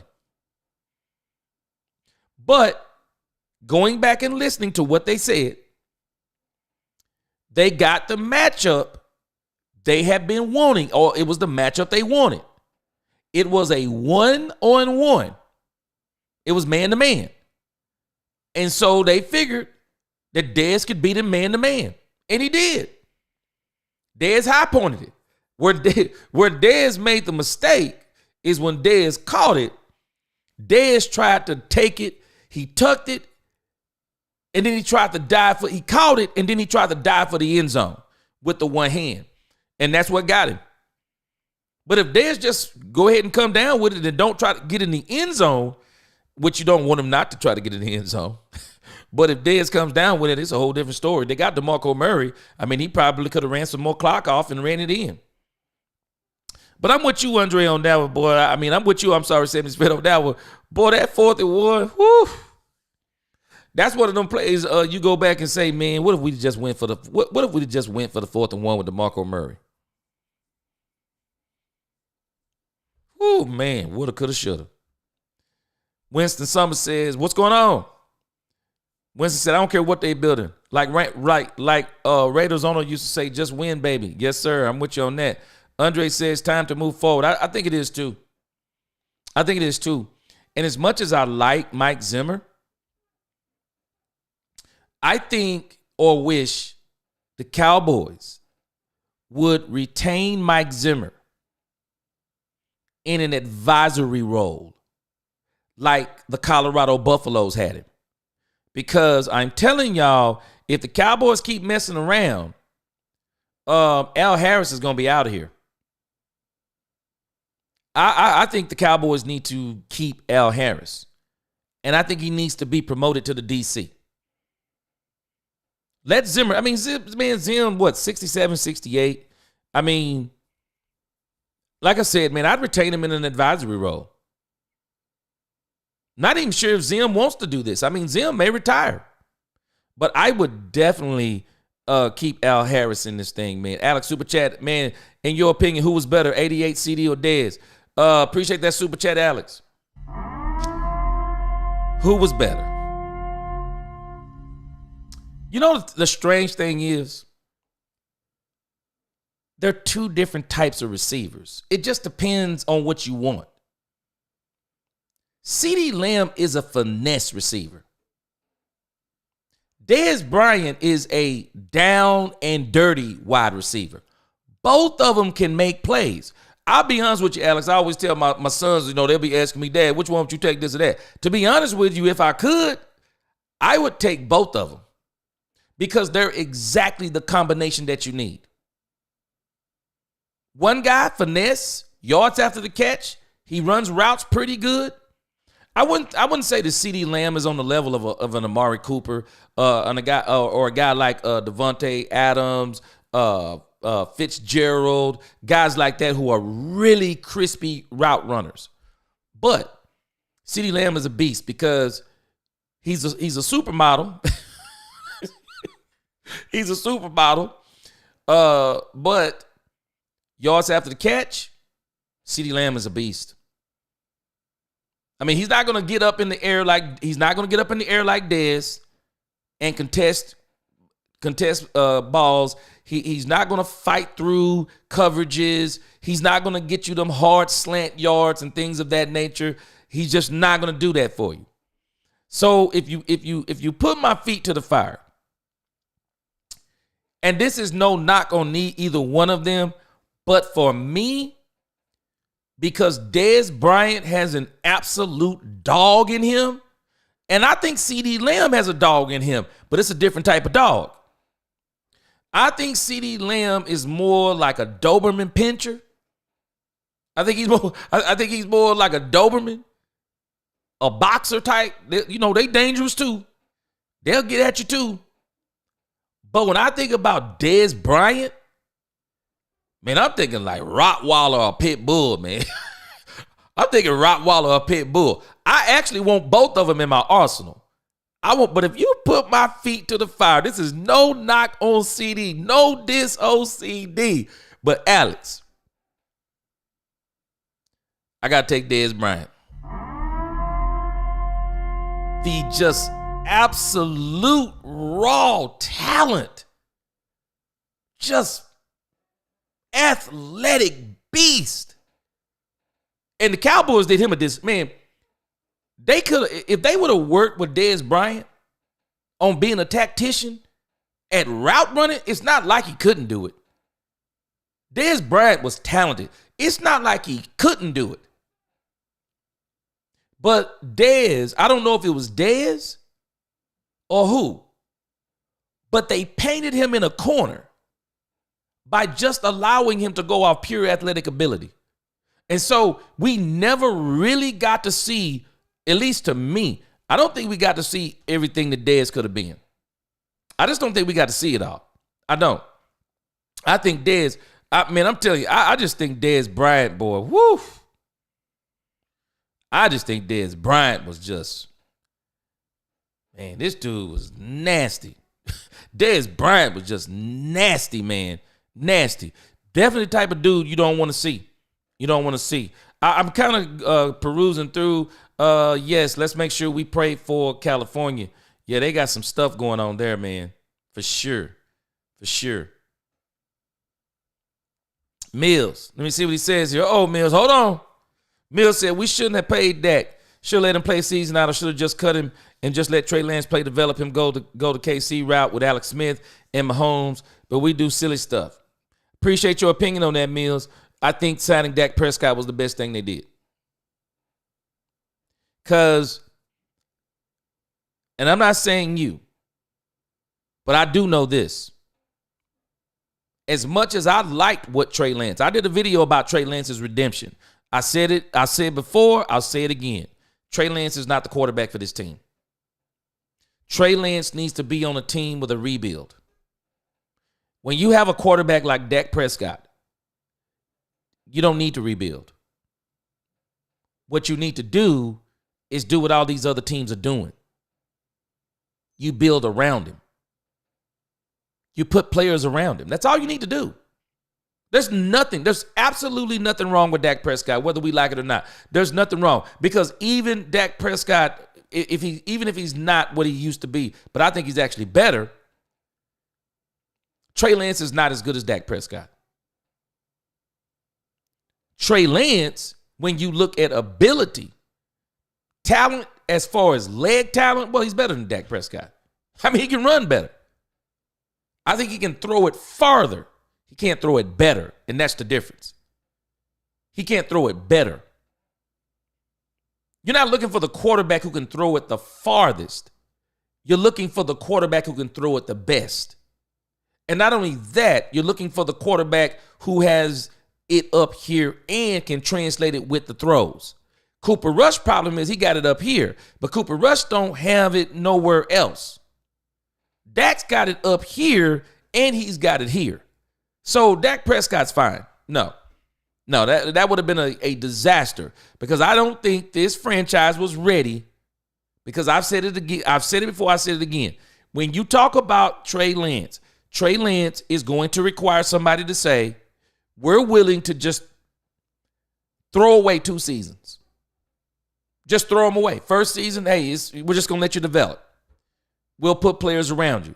But Dak had already made – Dak's contract was designed to extend. It was not designed to cut. And if they would have cut Dak Prescott, they would not have recovered. It would have took them at least 3 seasons. So you're telling me you're going to deal with Trey Lance for 3 seasons while not being able to put weapons around him because of the way Dak Prescott's contract was structured. It was not happening. It was not happening. This team could not have done it. And I don't think this fan base would have tolerated 3 losing seasons with Trey Lance. I don't think they do it. I don't think this fan base would take 3 years of 9-8. Maybe you get a 8-9. Maybe you get a 8-9. Maybe you get a 10-7. This franchise wasn't ready for that. We'd have lost our minds. We know we would have. And I'm telling you, and Dak Prescott would have casually went somewhere else. And I'm telling you, he would have casually went somewhere else. And a team like the 49ers, who have been looking for a quarterback, because believe me, they don't want to do Purdy. Kyle Shanahan does not want to sign Purdy. Because in Kyle Shanahan's mind, Purdy has gotten him the same thing that Jimmy Garoppolo has gotten him. Shanahan is looking for a veteran quarterback who is good, like a Matthew Stafford, a Dak Prescott. Tried to get Tom Brady to come out of retirement for just one more season. He wants to do the same thing that the Denver Broncos did. Let's bring in an older Peyton Manning, who may not be everything that he used to be, but because of who he is up here and the way we call plays and the defense we have put around him and the weapons we've put around him, Peyton Manning, even not being the Peyton Manning of the past, he can win a Super Bowl here. That's what Shanahan's looking for. I promise you. Dak Prescott would have went away from this team and would have won big. Because he would have got on a team that would have put players around him, and then Jerry would have been left holding eggs in his face. Jerry wasn't risking it. He was not risking it, I'm telling you. The real fan, winning percentage, Garrett, 559. McCarthy, 583. Plus, can't blame McCarthy for Bostic not listening to the special teams coach. Well, can't blame him, but we can say the same thing for Jason Garrett. Can we blame Jason Garrett for the refs making a bad call? Because they literally admitted they made a bad call. Dez Bryant caught that ball, and it should have been Dallas ball for first and goal on the 1. Do we not realize that it was around what? I'm thinking it was somewhere in the maybe less than 2 minutes? Somewhere in that range? We were about to go in for the go-ahead score and win the game. Can we blame it on Jason Garrett? Because I don't think we can. We can't blame that on Jason Garrett. I mean, we're talking about just minute when we're talking about these winning percentages. McCarthy doesn't look that much better than Jason Garrett. We don't want to accept it, but it is what it is. He just doesn't look that much better. They both did good with Dak Prescott, both of them. He just doesn't look that much better. And for me, for Mike McCarthy, it's not just the Dallas stuff. It's the Green Bay stuff too. Andre said, you give him some years to get there as long as he keeps improving. Yeah, you're talking about McCarthy. Let me see here. Brandon, you a LA? She said, I'm safe on my way to my mama's house. She has no fires up there. Okay, Brandon, you a California girl?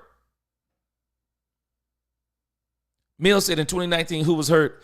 That was good. You said that earlier. Jason Garrett choked the 2019 was loaded, but Captain Clapp went 8-8. I don't think that they were loaded in 2019. I don't think they were loaded in 2019. And let's see, Mills, and I appreciate what you're saying.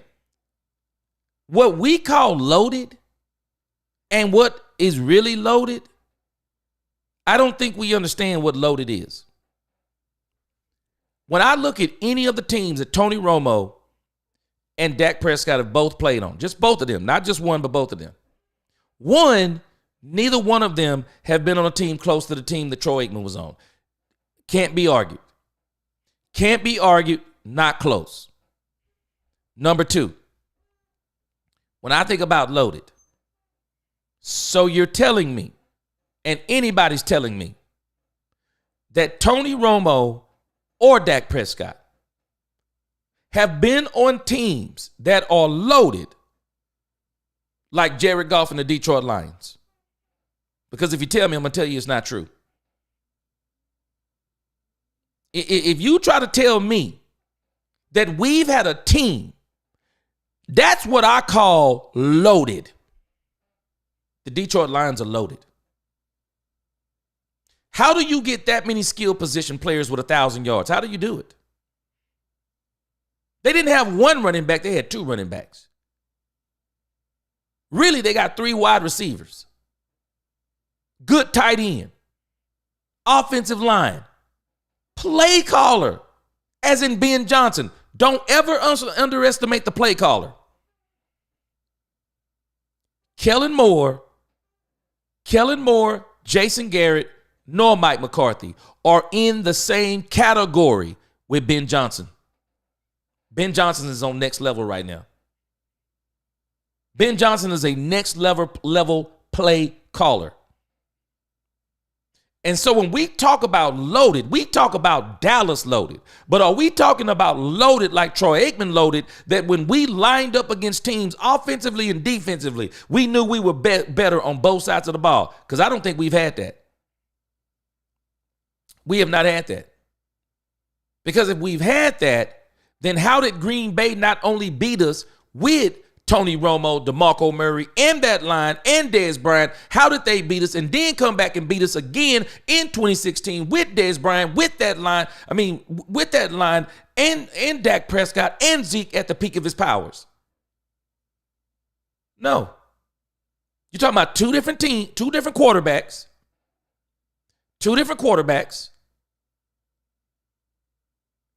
And both of them lost. Because the reality is, we obviously were not better than those Green Bay teams, similar to what we will not admit, but we were not better than the Green Bay team that beat us last year either. It's the same thing. Who didn't know when we went against the doggone Green Bay Packers, we only had one wide receiver? Who didn't know that? Everybody in the NFL. Who didn't know we couldn't stop the run? Everybody in the NFL. Who didn't know we couldn't run the ball? Everybody in the NFL. Are we saying that this year about the Detroit Lions? Are we saying that about the Eagles? No, we're not saying any of those things. Those teams are loaded. We're calling loaded, and I'm starting to wonder, what do we even mean by that? What do we even mean by loaded? I was looking at some Dallas Cowboy highlights last night from the 90s. When have we been loaded like those teams? When have we been loaded?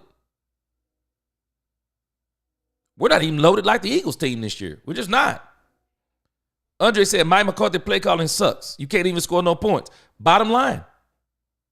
That's why I don't know what people are talking about with this whole Mike McCarthy thing, but I'm ready to move on. Nisa said Troy also would be David Banner, the Hulk, if you didn't. Yeah. And Nisi, I would like to see the same Dak who grabbed the shoulder pads of Dez Bryant. I want to see him back the last 3 years. I want to see him back. Darrell said Travis Frederick was 2013. Tyron Smith was 2011. Okay, I thought maybe did I say it wrong? Because I actually pulled that up on the stats. But either way, appreciate the correction on that, Darrell. But either way, they're both up under Jason Garrett's tenure. They're both under Jason Garrett's tenure because people don't understand, and I give Jason Garrett more credit than what some people do. Garrett was actually trying to rebuild the Cowboys into the team that he was on when they won the Super Bowls. Jason Garrett remembered those teams. And if we think about it, we knock Jason Garrett. We knock Jason Garrett because we say it took him 3 years.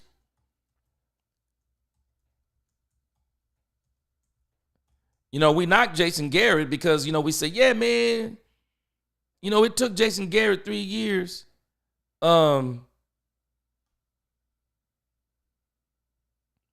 Took Jason Garrett, it took Jason Garrett like 3 years, to really get the team, on track. I mean, it took him 5 years to really get the team on track. So I'd like you to feast your eyes on this. And Jason Garrett did not have the luxury of something that Jimmy Johnson had in Detroit. I'm telling you, I can rip this to pieces every which way you want. Because at every turn, we keep trying to compare these teams and these quarterbacks and these coaches to a unicorn. The 92 through 95 Cowboys was a unicorn. It'll never be done again. Nobody will ever do that again. It was a unicorn. It was an absolute unicorn. I want you to look at this. See, this is why you have to know context. It took Jimmy Johnson 4 years to build the Cowboys into a Super Bowl winner. But you know what happened in 1989? The Herschel Walker trade. Now, I've already done this for us, and I'm not going to do it tonight. The amount of players they got from that Herschel Walker trade and the players they got from that Herschel Walker trade, the Emmitt Smiths, the Russell Marylands. I mean, when you look at the players they got, who all went on to be contributors to those Super Bowl wins. Jimmy Johnson, through the Herschel Walker trade, was able to build a Super Bowl team basically overnight. Overnight. He did it, and Troy said it. They were ready a year earlier than everyone expected. They were ready a year earlier.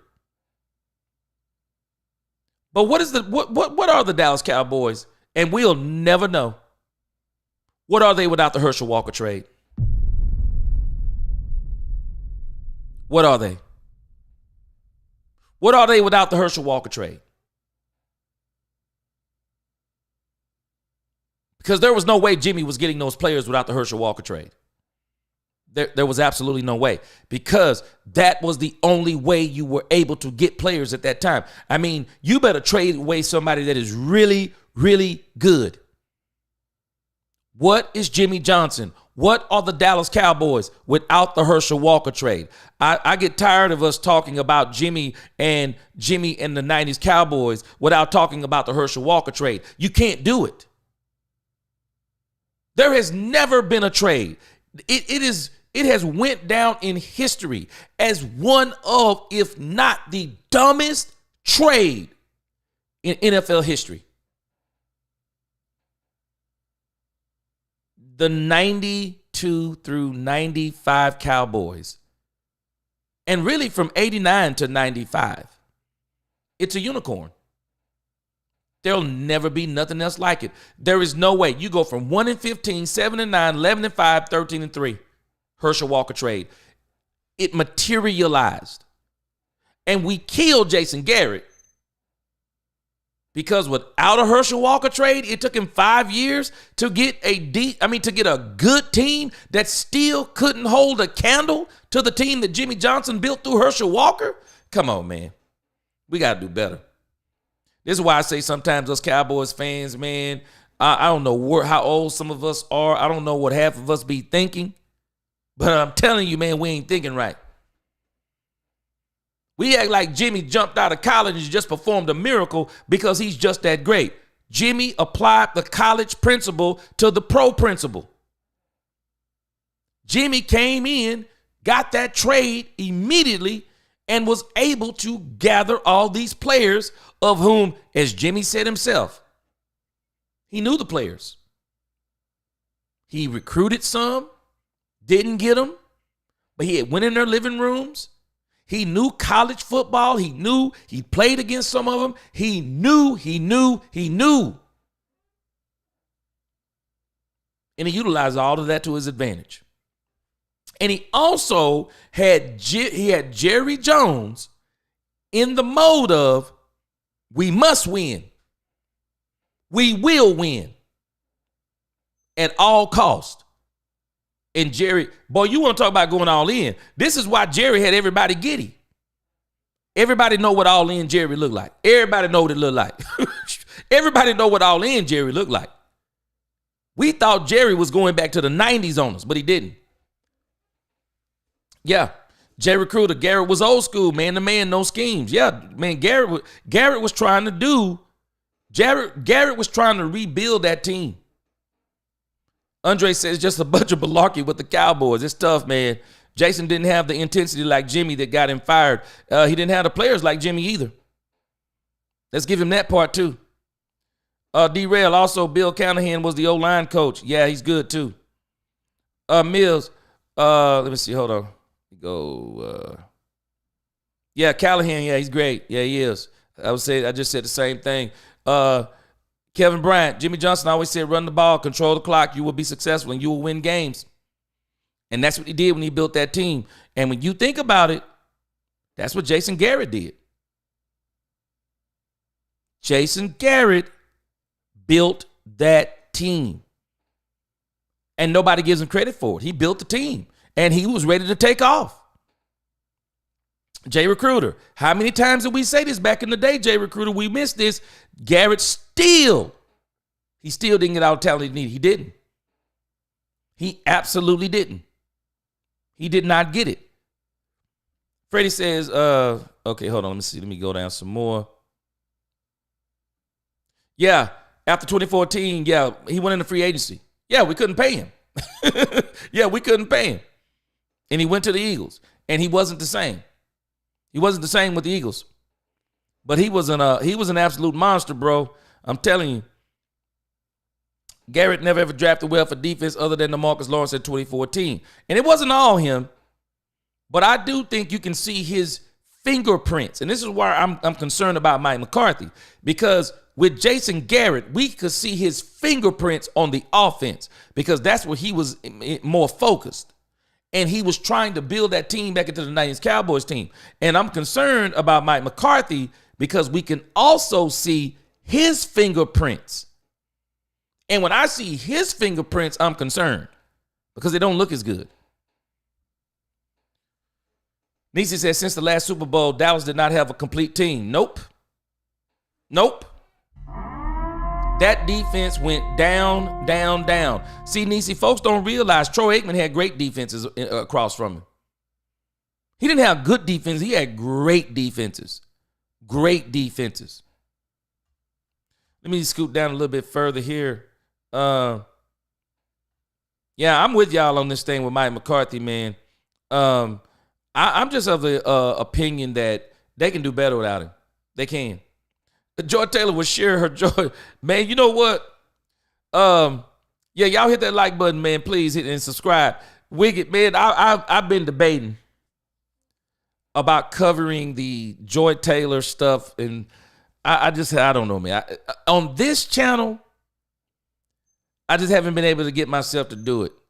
You know, y'all let me know if y'all want me to talk some about the Joy Taylor stuff. I have the Joy Taylor, and it's not just the Joy Taylor thing, but where I really wanted to cover this issue was with the Skip Bayless thing. Because Skip Bayless is one of these people, and I used to really like Skip Bayless. I appreciate anybody who, Skip Bayless, even with as wild as some of his takes are, Skip Bayless would always do his research. And he would have stats and things like that. And some of the things he was saying which were true, and then he would get all off into the crazy stuff. But some of the personal things that Skip Bayless has said about people and their character, in particular Dak Prescott, you know, when he was dealing with the death of his brother and things like that, and some of the things that Skip said, and how Skip paints himself as this, you know, whatever the case may be. I mean, these allegations are pretty strong, man. Now, you're innocent until proven guilty. I'm not deeming him guilty. But what I will say is that where there is smoke, there is fire. And this lady says she has a recording of Skip Bayless, and we're gonna see if this thing comes to fruition. But the only reason I would even talk about that is from the perspective of how Skip Bayless claims to be this all-time just fanatical Cowboy fan, and that was kind of a part of his rise to fame, and his failing or his fall from fame is his hate for the Dallas Cowboys. It's crazy.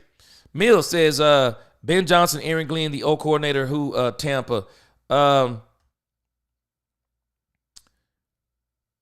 Nisi said, when you buy a car, you look and test drive several and get the Carfax before you buy. Yeah, for real. For real. Troy says, Mahomes is one of the very few quarterbacks that know how to slide from his baseball background. Most times, it ruins your quarterback, kills your career. Troy, I've said it before, I'll say it again. Patrick Mahomes is the smartest running quarterback in the league. He's the smartest of all of them. They all have something they do better than him. You know, Josh may be more powerful. Lamar may be more flashy.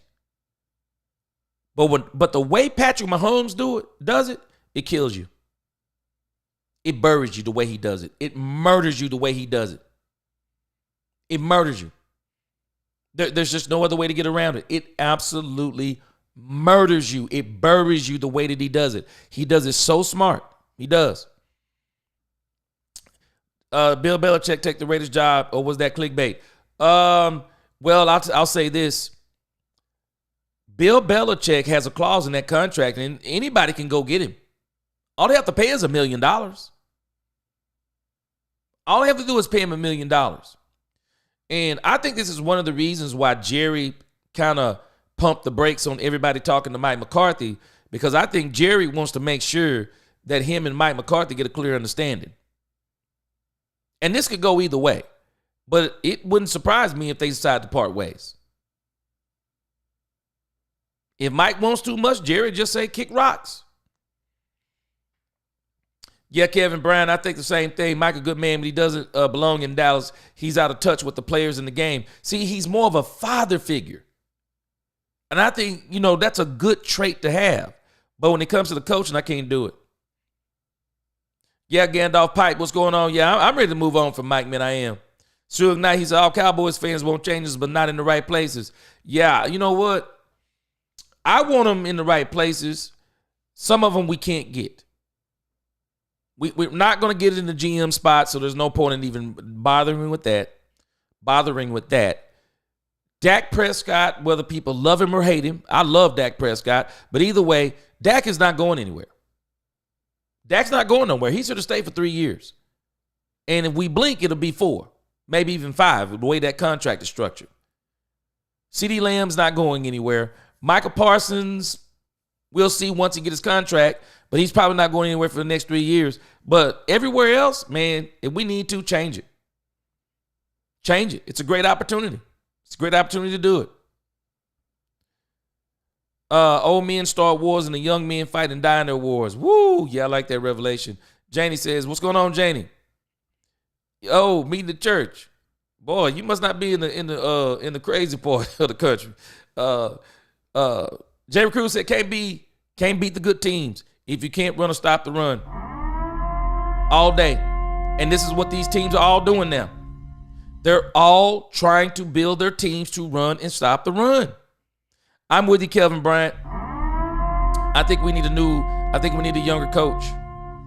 I do. And this is one of the reasons why I would love for the Cowboys to put Mike Zimmer into a consulting position and promote Al Harris to the DC. Let's see what he has. And I would also bring in a young OC and a young OC or coach. Mike says Charles Woodson was the NFL Defensive MVP that year. Oh, boy, I forgot. Mike 5. Boy, I forgot, man. I forgot about Charles. Yes. Charles Woodson was a monster on that Green Bay team. He was a monster on that team. 70s fan, when Mike McCarthy won Super Bowl in 2010, his best running back only had 750 yards, but he did have 4. Woo, boy. But did he not have 4? Man, he had 4 good receivers. You could even say a couple of them were great. The West Coast can work if you got those type of receivers. But who going to get those type of receivers? Janie Scott said the play calling is bad. Yes. And the players crumble and flake in the game. Yes. Troy, if you want your offense to roll, get a running game. That's it. I've been saying it for the last 4 weeks. I want this team to revert back to a power running game. I go back and look at Troy Aikman's stats. I'm like, that's kind of what I want for Dak going forward. It's okay to be Clark Kent, Dak. Somebody needs to now say, Dak, you can be Clark Kent now. We're going to go in this draft. We're going to get 2 running backs. We're going to go in this draft and get you a wide receiver. We're going to go in this draft. We're going to get an old lineman. We're going to get a linebacker. We're going to get a cornerback. We're going to go in this in this draft and in the next 2 drafts, because I'm saying, Michael Parsons is saying next year. I don't believe that. I believe it's 2026. I just, for whatever reason, I believe 2026, this Dallas Cowboy fan base is going to explode. I believe 2026 is the year we get the chip. I think between what they're going to do this season and what they're going to do after this season, it is going to put them in pole position to get the chip. I think Jerry is going to do some things. I'm not sure exactly what he's going to do, but it seems to me that Michael Parsons, and even though I don't like the way that Micah kind of does things, but I am happy that Dak Prescott is saying that he's going to do the same thing, that he's going to sit down with Jerry Jones. He's going to sit down with Jerry Jones, and he wants to talk about the plan going forward. I love it. I love the fact that they're doing this. I absolutely love the fact that they're doing this, and I hope it works. What's going on, Shelby? 70s fans said they can't learn new tricks, man. Them old dogs don't like them new tricks, I'm telling you. The season definitely got Aubrey. Woo! Nisi. I done told us, doggone Brandon Aubrey ain't kicking for this team this year for a million. He ain't kicking for this team this year for $800,000. He ain't doing it. Man, Janie, woo! Let Dak call his own plays. They will be better than sourdough crumbled toast. Yes, I believe you. I'm with you. Nisi, Mike is lazy and doesn't want to be creative. Mike loves this West Coast. I don't get it. Real fan. Janie Scott, if Dak doesn't like McCarthy's coaching, why hasn't he audible plays like Rodgers? Real fan. But follow this. Did you catch what they said? Rodgers wasn't doing audibles. I mean, he's just basically making up his own stuff. I mean, literally playing sandlot football. And you know what? I love me some Dak Prescott. Man, let me tell you something. This is not a knock on Dak Prescott. Real fan 1. Aaron Rodgers in his prime. Aaron Rodgers is the Patrick Mahomes before Patrick Mahomes. Aaron Rodgers was a monster. Man, people do not understand how good this man was. Man, I would have loved to see Aaron Rodgers with an Andy Reid or a Bill Belichick. Man, wasted talent, bro. I'm just telling you, wasted talent. Aaron Rodgers in his prime. He's an absolute beast. Running the ball placement, throwing the ball. Aaron Rodgers, man, I'm telling you, if I could put together let's see, maybe at the top, if you just push me, you got to give me top 10. I promise you Aaron Rodgers is in there. All time, Aaron Rodgers is in there. That dude was that good. This stuff my sons, they be laughing at me now, about Aaron Rodgers because they looking at this old stuff. Nah, man, that doggone Aaron Rodgers was, man, to have a quarterback like that and only win 1 Super Bowl, bro, that ain't nothing to brag about. That is nothing to brag about, man. I'm sorry. Willie T, It doesn't matter who the coach is. Jerry will always be involved. Now, Willie, me and you both agree on this. But I still say the parts that Mike could control, for me, he didn't control. He didn't. Troy Dudley, great coaches adjust to the players they have. Exactly. Mike wants to throw anybody in that doggone stale as toast West Coast. Suge said Jerry's going to add actor to his... Boy, man, let me tell you something. Boy, I heard that Jerry on the Landman stole the show, Suge Midnight. I heard Jerry stole the show. I heard Jerry stole the show. Hey, but Suge, are we really surprised? Man, I believe Jerry has been acting in certain situations all his life. Man, Jerry know how to put it on, man. JD says, I think he would be better at it. She said, I wish he would get it together, tell Mike McCarthy and others enough respect is earned. I think this is a conversation they're having. I mean, Jerry was saying some things in that interview I played the other day, and I think it's some of the things that Jerry is going to be talking about. Nisa said, hey, head coach, yes, and he stands up for himself. And I think this is where Mike needs to get better, too. The 70s fan said, remember, the Cowboys brought back Jason Witten and the failed commentator job. He was supposed, oh, gosh. Whew. Man, I remember 70s fan. It was a nightmare. Boy, me and my family were so mad when they brought back Jason Witten. We didn't know what to do. And they basically, and the thing that was so appalling to me was they were saying that Jason Witten was not supposed to be, quote unquote, starting, or he was supposed to be splitting plays and stuff like this, only for them to say, but he wouldn't let Jerry and them do it. What? Man, this stuff is crazy. This stuff is crazy. But anyway, I've went way too long on Mike McCarthy. I want to, for the last few minutes, I want to touch on a few other things, and then we can, I'll be back tomorrow, and we'll probably expound upon some of these things.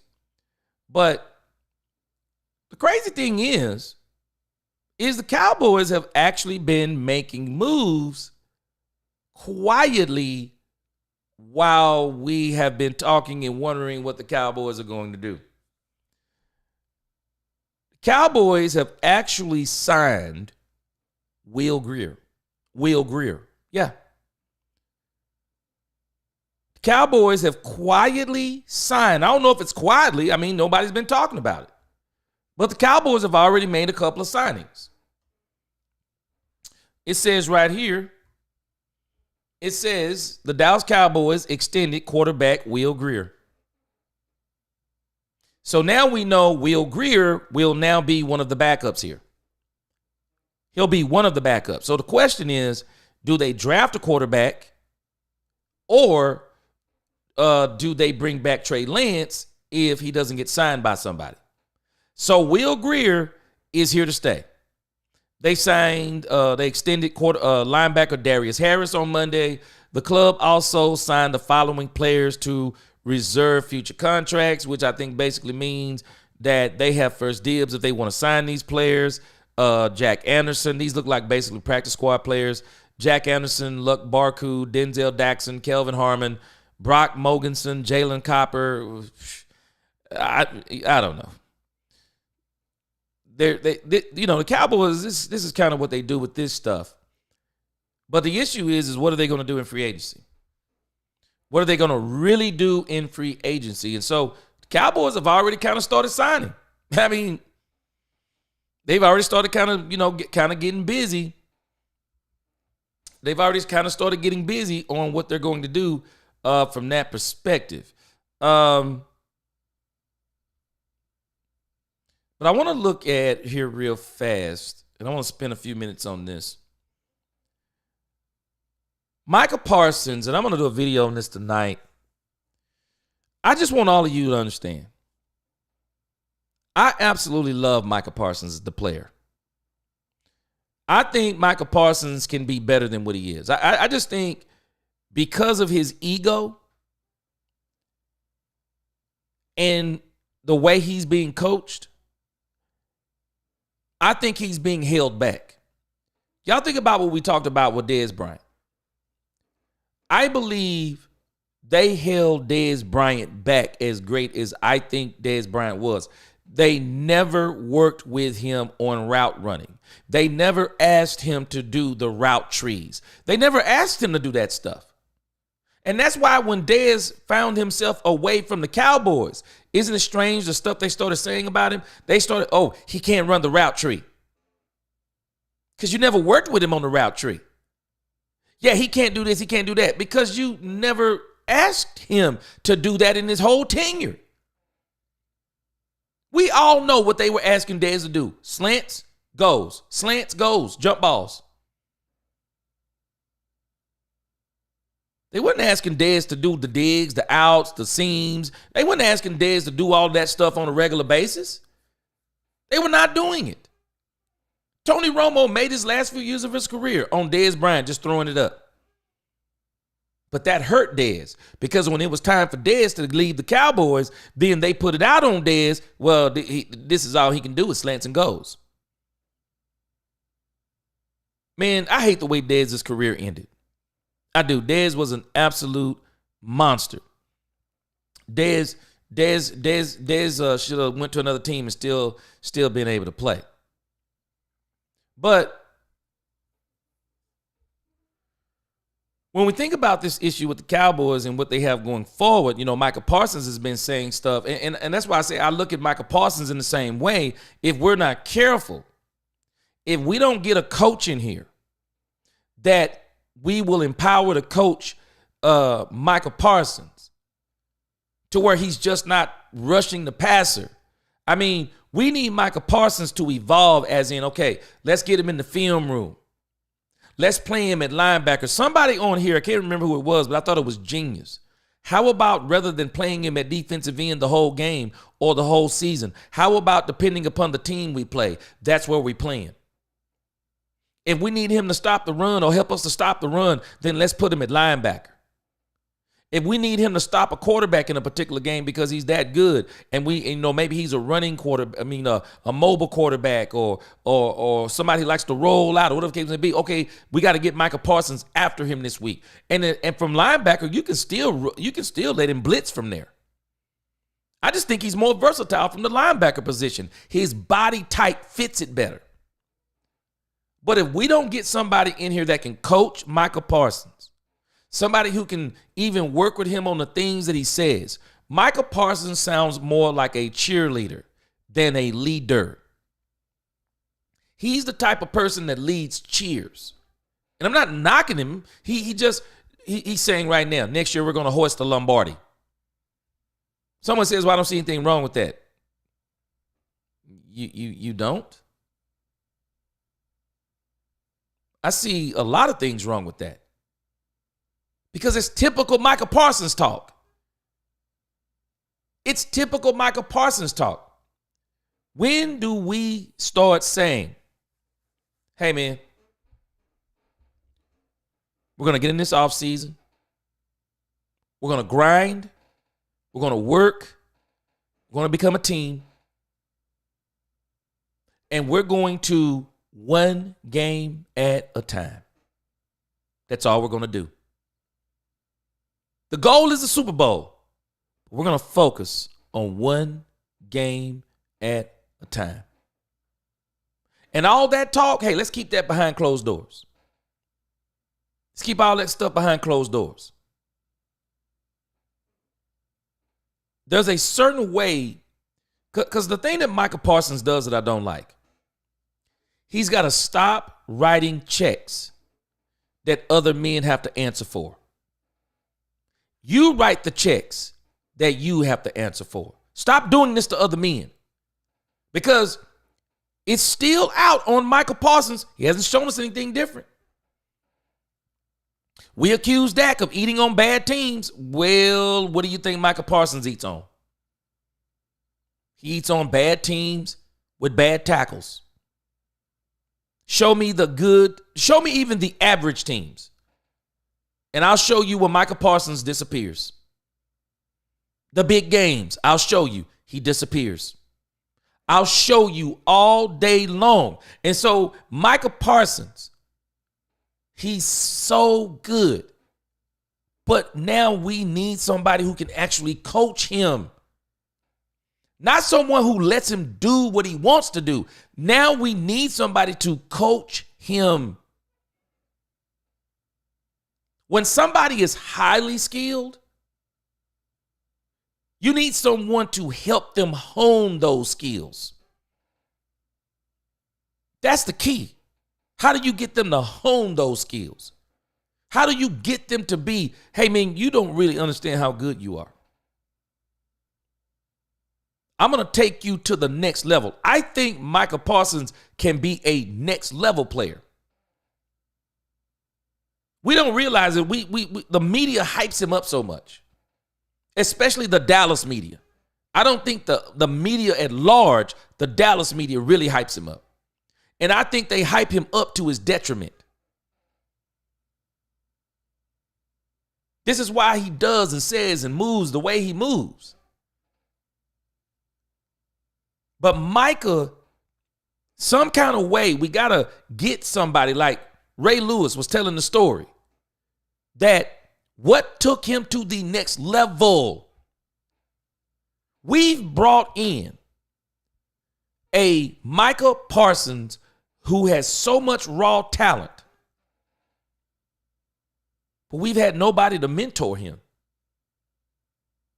We've had nobody to just another player to teach him how to be a professional. Ray Lewis said he was taught how to be a professional by this other player. He was taught how to do that. We're letting Michael just kind of feel his way around. Podcast, saying things, just saying all kinds of sensational things in the media every week. Degrading his quarterback, degrading his coach. Then he had to come back apology. Oh, well, y'all took me wrong. No, we didn't take you wrong. You said it wrong. We need somebody to be able to work with Micah Parsons once and for all to help him to hone his game in and really get this dude into a difference maker. Because I like Micah Parsons, but the reality is the reality. And I don't care if anyone likes it or not. The facts are the facts. Micah Parsons is a great player, but he isn't a difference maker yet. And I say yet. He's not a difference maker. And what is a difference maker? The person that turns the table. He makes the difference in the big games, on the big stage, in the big moments.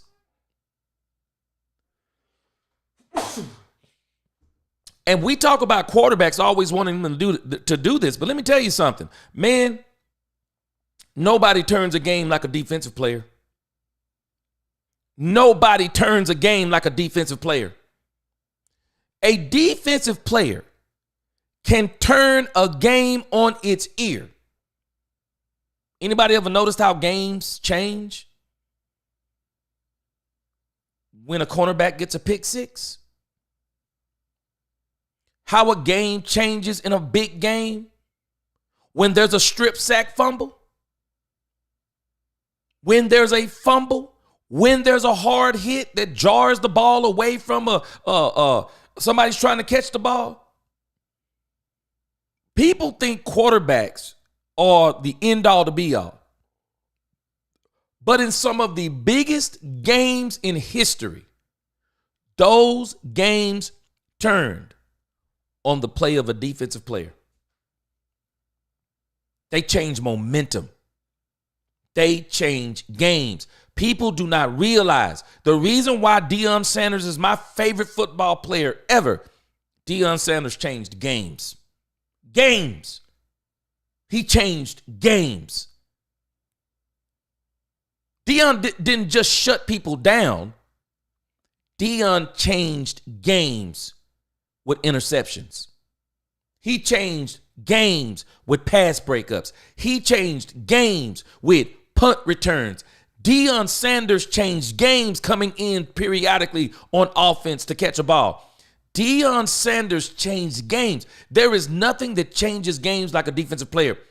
Lawrence Taylor, the person who they try to compare him to, please don't do that. Lawrence Taylor not only changed games, Lawrence Taylor took over games. Lawrence Taylor ate teams. From the passing game to the running game, he destroyed teams. He destroyed teams.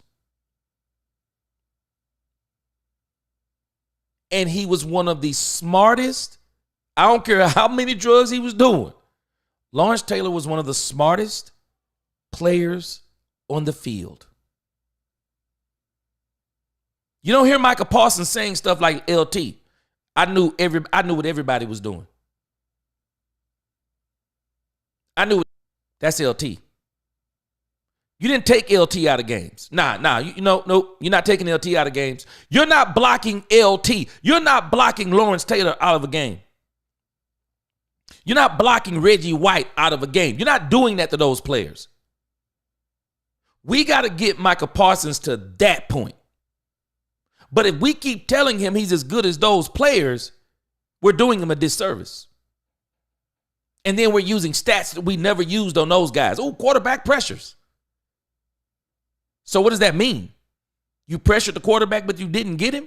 I'm sorry, the higher the competition, when you get to the upper echelon teams, you don't beat them with pressure. You better sack them because you're not beating them with pressure. They eat pressure. Tom Brady used to eat pressure. Folks will say, oh, man, all you got to do is get pressure on Tom Brady. Really? Many tried, but not many succeeded. Many tried, but few succeeded. It took a super defensive rush by the New York Giants to beat him. It took a complete Philadelphia Eagle team to beat him and the Patriots.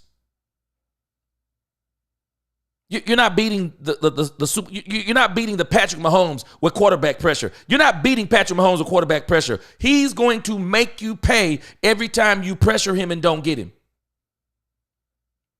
We didn't judge Reggie White by quarterback pressures. We didn't judge Warren Sapp by quarterback pressures. We're not talking about players in the past, talking about quarterback pressures. We're talking about stuff like, oh, no, he got the sack. Boom, end the story.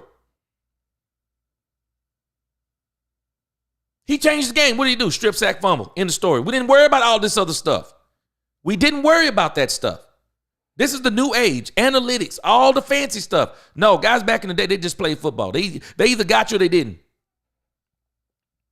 And we build players up based on some of these false stats.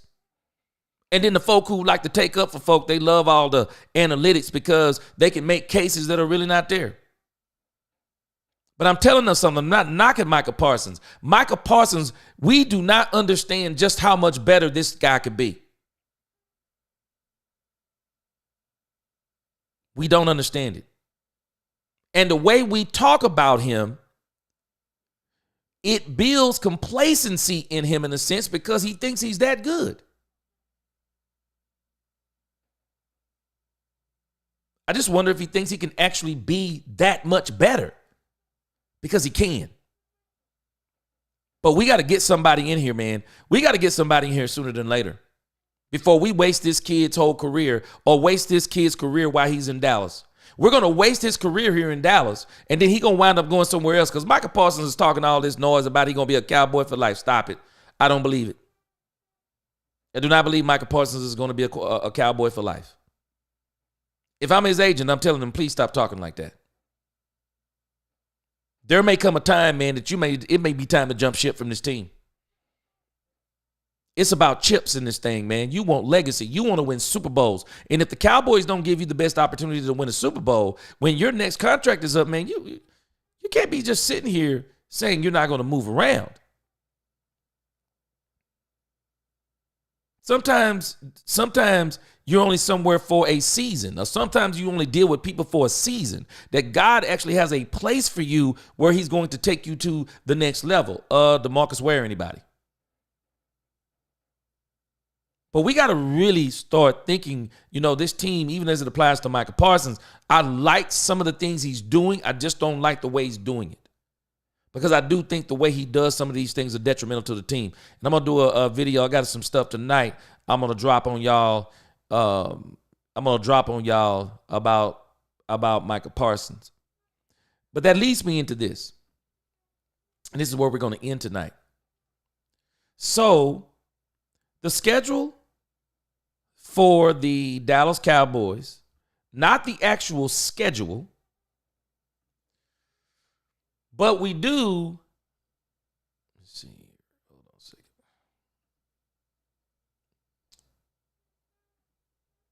But we do know, in case you guys have not seen it yet, we now know who the Dallas Cowboys are playing. And when I tell you, if y'all don't already know, Micah Parsons is saying they're going to hoist the Lombardi next year. And the reason why I don't like this kind of talk, because it's cheerleader talk, because I'm just wondering, are you saying this based upon what y'all have done in the past, who y'all are right now, what you're going to do in the future, and have you looked at this schedule? Let me show you the schedule for the Cowboys. It is insanity.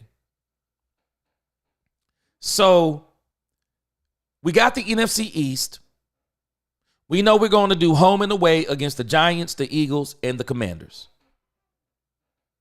This is the part that is mind-blowing. We have got to make the trek through the NFC North, and we got to make the trek through the AFC West. And then we got a few scragglers. Let me give you the scragglers. We got the Cardinals at home. We got the Jets away. And we got the Patriots away. So let's think about these three games right here. I think the Cowboys automatically get wins in those games. So you got a good 3 wins right there. So you come up here in the division, you're probably going to sweep the Giants. That's about 5 wins. You'll probably split with the Eagles and the Commanders because they're both going to be good. So that'll get you about 7 wins right there, correct?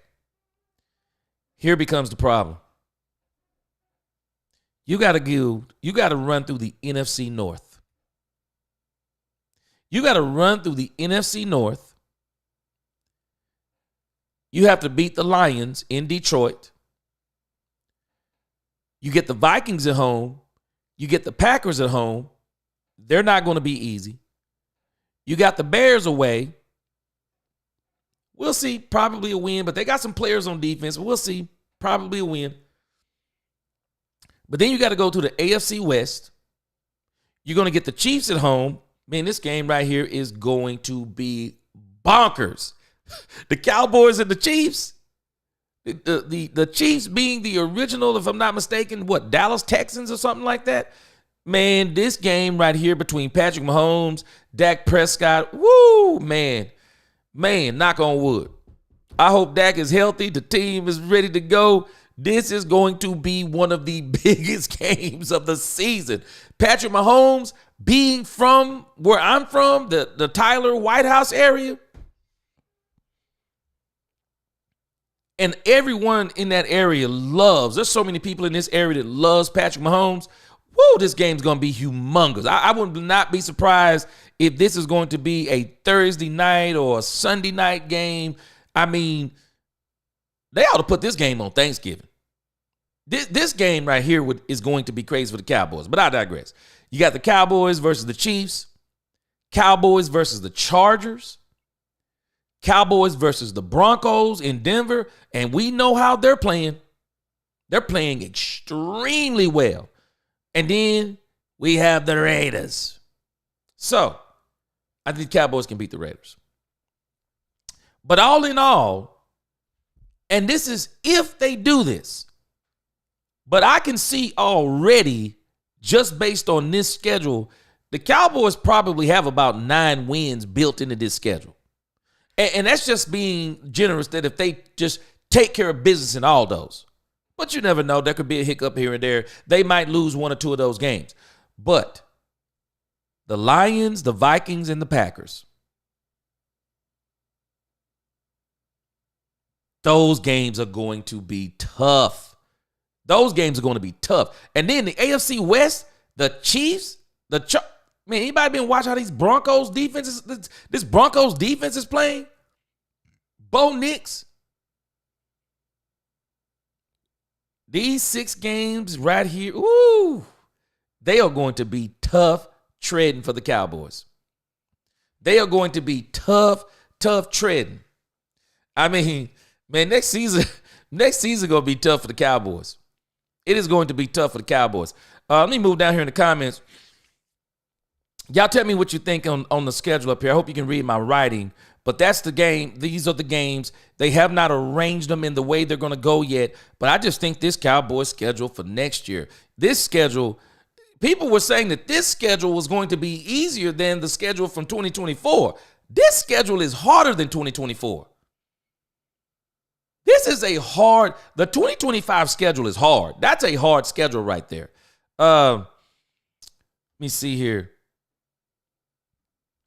70s fan said in 2014 when Romo had a bad snap and tried to run. Before the bad snap, Romo threw a TD. It was not called by the refs. Wide receivers crossed the line. Facts. Yeah, man, y'all got some great memories. Aztec until DeMarco fumbled the playoff game versus. Ooh, I remember that too. I thought about that the other day, Aztec. What's going on? I remember that DeMarco Murray fumble. Game changer. I remember that. Game changer. Yeah. The Dallas Cowboys was up by 10 points. Man. Yeah, I remember that, man. Yeah. Yep, I remember 70s fan. Nobody wanted to tackle Dez Bryant. Man, Dez Bryant was a monster, man. Dez Bryant was a monster. Notre Dame 17, Penn State 10, 14:07 in the fourth. 70s fan, I think Al Harris has earned that position. Yeah, I like Mike Zimmer. Mike Zimmer only wanted to do this for a year anyway, and I just think the Cowboys should put him in a consultation position because I don't really know. I mean, a lot of people don't know that if Zim even wants to coach anymore. I don't think Zim's made his mind up, and so I would still try to put him in a consultation position and let him continue to mentor Al Harris. Richard said to that question, Alex said between CD, Dez, or T.O. Oh, wait a minute. Did he say T.O.? Oh, I didn't know he said T.O. I thought he said just Dez and CD. Okay, so T.O. Woo, man. You know what? If you could give me T.O. without all the antics, I would take T.O. T.O. is a special receiver, man. I got to give it to him. T.O. is a special receiver. I'm not going to take anything from him. T.O. is a special receiver. I mean, he's a special receiver. When you talk about talent as far as body, I mean, he could run all the routes. T.O. could run the route tree. He had pretty good hands. He had good to great hands.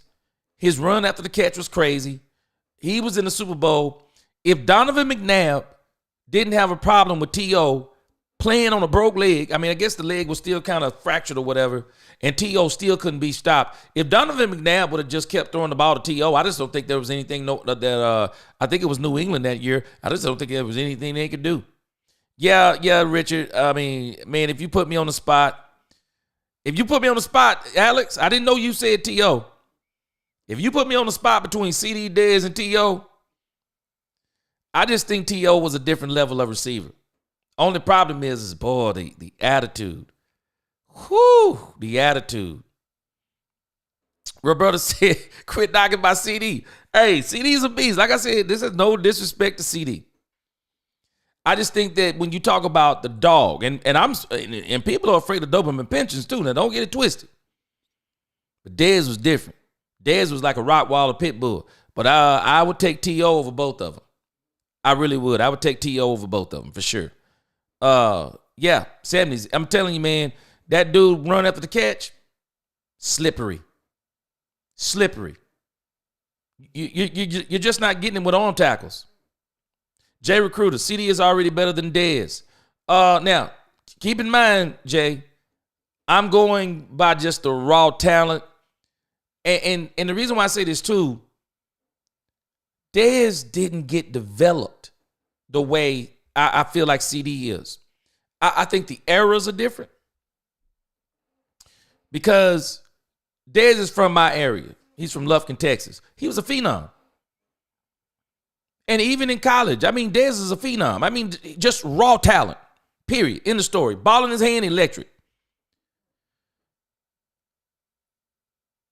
If you give him what these new guys do with all of the training and stuff like that, all the 7-on-7 and all of those stuff, coaches working with him on footwork, route running like they do now, and I think CeeDee Lamb was a part of that era, I think Dez would be that much better. I do. I think Dez would be that much better. But I'm going to tell you this. If y'all haven't seen him, and if you hadn't heard, you heard it from me first. Dez Bryant's son. Dez Bryant's son is a beast. The work they're doing with Dez Bryant's son right now, you just wait. Y'all just wait. We thought Dez was good. Just wait. Dez's son's going to be a monster. He's going to be a monster. Janie, Dez was a pit bull and you can't touch me. Man, I'm telling you, Dez was crazy with it. Dez was crazy. He was. The problem with Dez was Jerry Jones is thinking, man, Jerry did some stuff. I don't know what happened. I don't know what happened with that. Revelation, restock G with Dak. Man, we ain't got no choice. We got 3 years of Dak. So we're going to have to do what we got to do. Got to do it. I thought Jerry Jones loved Dez Bryant, but maybe it wasn't. No, Jerry did love Dez until Dez started talking about getting paid. Yeah, he loved him until then. Alex, 49ers at the point we're trying to get Brady to come. Yep. I'm telling you, man, Shanahan isn't satisfied with the likes of Purdy either. Shanahan is trying to get him an older veteran quarterback that he thinks can get him over the hump. That's what he's looking for. Purdy isn't it, but Purdy's probably going to get that contract. He's not going to get the Dak contract. He's going to get a contract. CD on pace to break to break Rice's catch record. You know, it's kind of funny. And don't let me say this in the wrong way, Freddie. In no way am I saying that CD is close to Jerry Rice yet. We do this stuff way too much. But if you look at CD and how he flows and how he runs, I don't think he's the route runner. Jerry Rice, hands down, route. Oh, man. You know, people make the argument about T.O. and Randy Moss and Jerry. There's no argument. I saw all three of them play. I mean, I've been blessed to see all three of them play their entire careers. All three of them. Randy and T.O. not close to Jerry. they're not close to Jerry. Jerry's a different animal. Jerry's a different animal. Where they're doing so many things from their athletic ability, Jerry Rice is not just doing things from athletic ability. Jerry Rice was skilled. He worked at it. And he worked at it ferociously. He worked at it. Route running, you couldn't touch Jerry. Man, people would think that Jerry ran a 4.40. Jerry wasn't even that fast. But he was so smooth with it. Jerry would destroy you on routes, and he was so good at coming out of the catch and running. CD kind of reminds me, he kind of reminds me of that same type of run flow that Jerry had, just not quite as sweet. We call CD Lamb, man, we call him a model. Shoo. Man, Jerry was sweet, man. The way Jerry ran, shoo. Jerry was smooth. Smooth. Everything he did. Jerry was an absolute beast. He was an absolute beast. I just don't think those other two are close. And CeeDee Lamb kind of reminds me, in a sense, Jay Recruiter. He's kind of got that same type of body type kind of flow. So I think the CeeDee Lamb. I love CeeDee Lamb. I think we're watching CeeDee Lamb mature in front of us, and I think him and Dak are going to be so much better this season. I think they're going to be so much better this season. Alex said, did you see the graph on Cowboys having the fifth hardest schedule? Man, I didn't see the graph, Alex, but just looking at what we just looked at, man, I don't know what folk were talking about. Talking about the Cowboys about to get a third place. Man, this schedule is ridiculous. Cowboys having the fifth hardest schedule next season. NFC, yep, that's what I got up here. Man, that schedule is crazy. Gee, I think there were plenty of time for Aaron Rodgers to score. Don't really remember, but I thought it was 6 minutes ago. Yeah, it was a lot of time. Now, which one are you talking about? The game against Romo? Because the one against Dak, I don't think it was much time left. But the one against Romo, I can't remember exactly how much time it was. But I think there was enough time on the clock that even if we scored, they might still would have came down and scored. Because I don't know if anybody remembered that game. Once they got back in the game after the Marco Murray thing y'all talking about is a good play, man, they just couldn't stop Green Bay. Aaron Rodgers was out there limping around on something, a calf or something. Still couldn't stop him. Still couldn't stop that joker. Freddie, defensive interference. Which game we talking about? Oh, you might be talking about the game you're watching. Willie T, a good player caller don't mean a good head coach. I agree. I just don't think that Mike McCarthy is a good head coach. And his play calling isn't good. I think Mike McCarthy may be what you call a better man than a better coach. Because I can see where they're attracted to him as a father figure. That's the part I see. But when we talk about leaders of men, that's a different ball game. I mean, you might love your father, but you don't want him to lead you into a battle. You might want him for the pep talk, but he may not be qualified to lead the whole team into a battle. I think they really do like Mike McCarthy. I think they all love Mike McCarthy, but I think they also might not be realizing, but they don't love the coach Mike McCarthy as far as the way he coaches. Cowboys need to pay the money and go get Ben Johnson. Man, I'm telling you, I would agree with you. Dallas was much better than both Green Bay teams in 14-16. Dumb luck. Whew. Man, I'm struggling. I'm struggling, Troy. I'm struggling because they beat us both times on fluky plays, but they beat us. But you know what, Troy? I think the difference is this. I think the difference may be, though, is one, Aaron bleeping Rodgers. It came down to him. He's better than Tony Romo. Aaron Rodgers is better than Tony Romo. And when it came down to Dak Prescott, we have to understand something. And we can't even blame it on Dak. Dak was in his rookie season. Dak left the field and the Cowboys were in the lead. Dallas started slow, but they finished strong. They had him exactly where they wanted him. And the defense, I don't know. Aaron Rodgers was just that doggone good. I don't know if it was luck. The one against the Cowboys with Dak, Aaron Rodgers was just that doggone good, man.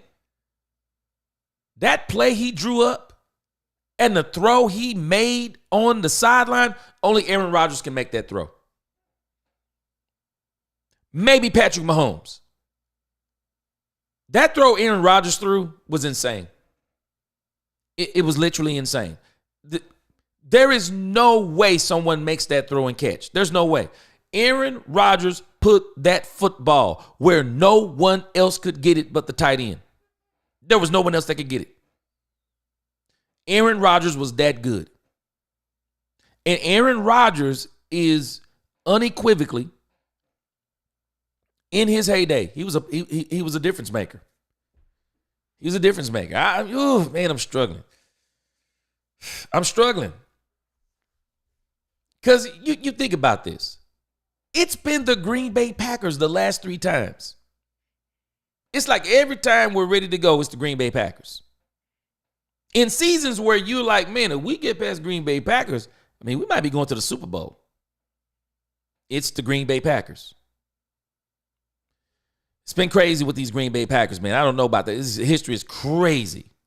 2007 was the last time they were good on both sides. Yeah, it's been a long time, man. Ben Johnson can be a good play caller, but is he a good player evaluator? Also, has Aaron Glenn saving him at times? Well, I'll say this about Ben Johnson. The thing I like about Ben Johnson is, Willie T, he knows what good looks like. See, now he has a blueprint. Same thing that Jason Garrett had, a blueprint. I may not be a good play evaluator per se. Let's say I'm not a good player evaluator. But I've been around good players.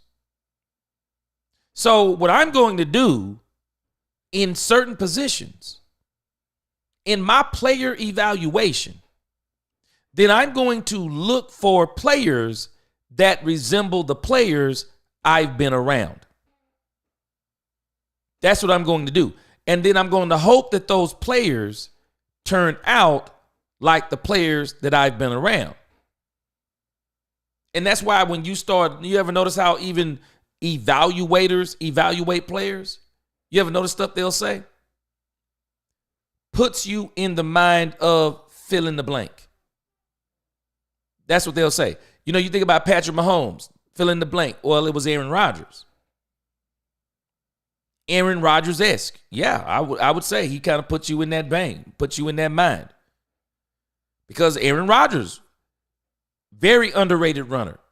Very underrated runner. But when you're talking about players, you're looking for players that look like players you have. Like for me, I'm Ben Johnson. Okay, the one thing I know in running backs, you know what? We need 2 running backs. That's the first thing I know. We need 2 running backs. Not only do we need 2 running backs, can we get some running backs that kind of look like Montgomery and Gibbs? Can we get some running backs like that? Wide receiver, I'm not worried about it. I'm telling you, Ben Johnson would salivate over CeeDee Lamb. Salivate over CeeDee Lamb. And people may not realize it. Dak Prescott is one of the best throwers of the seam route in the league. Ben Johnson would eat on that. Eat on that. Eat on that tight end game. I mean, so you look at players, things they fit, things that you can do with them.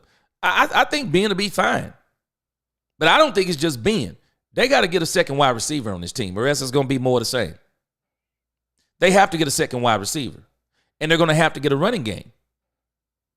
If Saquon Barkley and Derrick Henry didn't teach this league nothing, they're never going to learn. They're never going to learn. They have got to go get a running game. I mean, this team, as it's currently constructed, could you imagine if this team would have had a Derrick Henry? I don't agree with Jerry. I think Jerry has Rico. I mean, I think if Jerry has Derrick Henry on this team, and then they finally get that line fixed the way they need it, oh, man, Derrick Henry would be he would be such an asset here. He would. Andre said after the wild card games, the Cowboys will make their decision after they interview the teams that lose. The Eagles in Minnesota will lose, and the Cowboys will interview those offense coordinators. Yeah, they probably do need to wait until some teams lose. But the problem is, I'm playing devil's advocate. But I'll tell you this. If I'm Mike McCarthy and I leave the building with no deal on, what is it, That's Tuesday the 14th. If I'm Mike McCarthy and I leave the deal with no building on Tuesday the 14th, I'm closing the door on the Dallas Cowboys. If I'm Mike McCarthy, I'm closing. I'm turning the page on the Cowboys. Kelvin said the last 20 years, my Cowboys team was just average. Yeah, all hype. Jerry Jones selling his pipe dream to all of us who want to believe in smoke and mirrors. And Kelvin, that's one of the reasons why we think some of these teams have been better than they are. But they haven't been. Nisi said, loaded. I haven't been confident in this like how I was in the 90s. Been saying the same thing, Nisi. She said, do I trust this defense to get 3 and out every time they step on the field?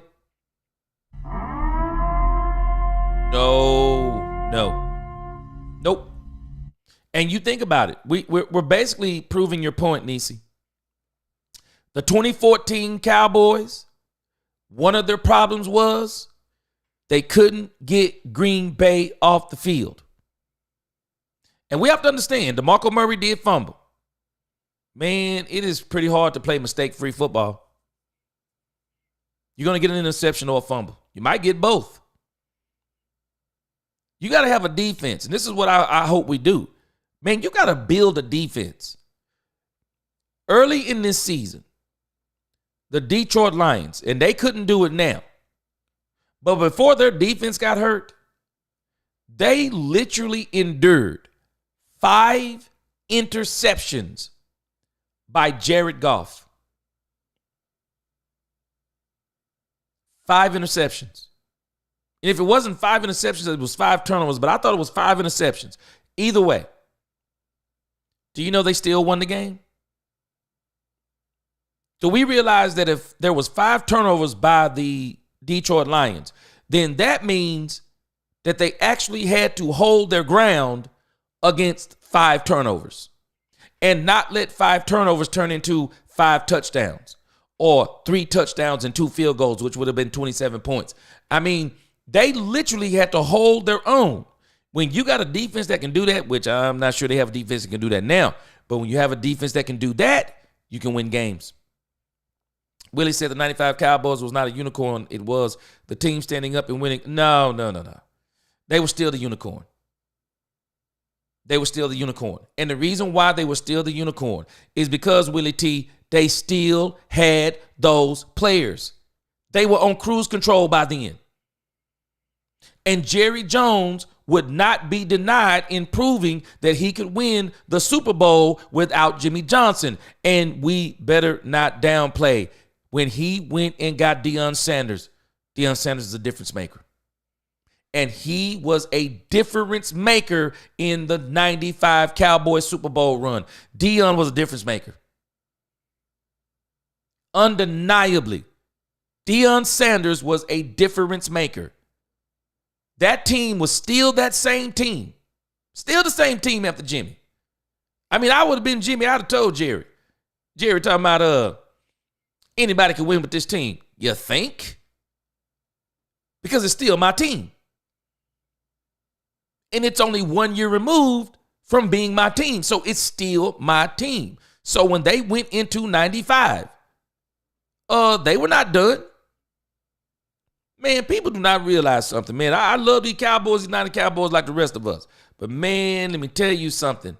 If you do not think Deion Sanders made a difference on that team, when Deion Sanders, people do not understand how good this man was.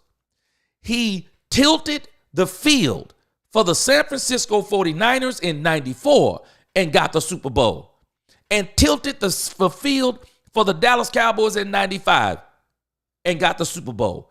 So, you're telling me he didn't make a difference? He's on the 49ers.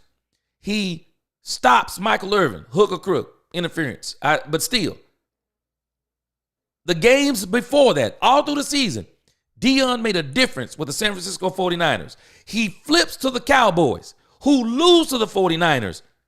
And then he's also the reason why, or part of the reason why the Cowboys win in 95.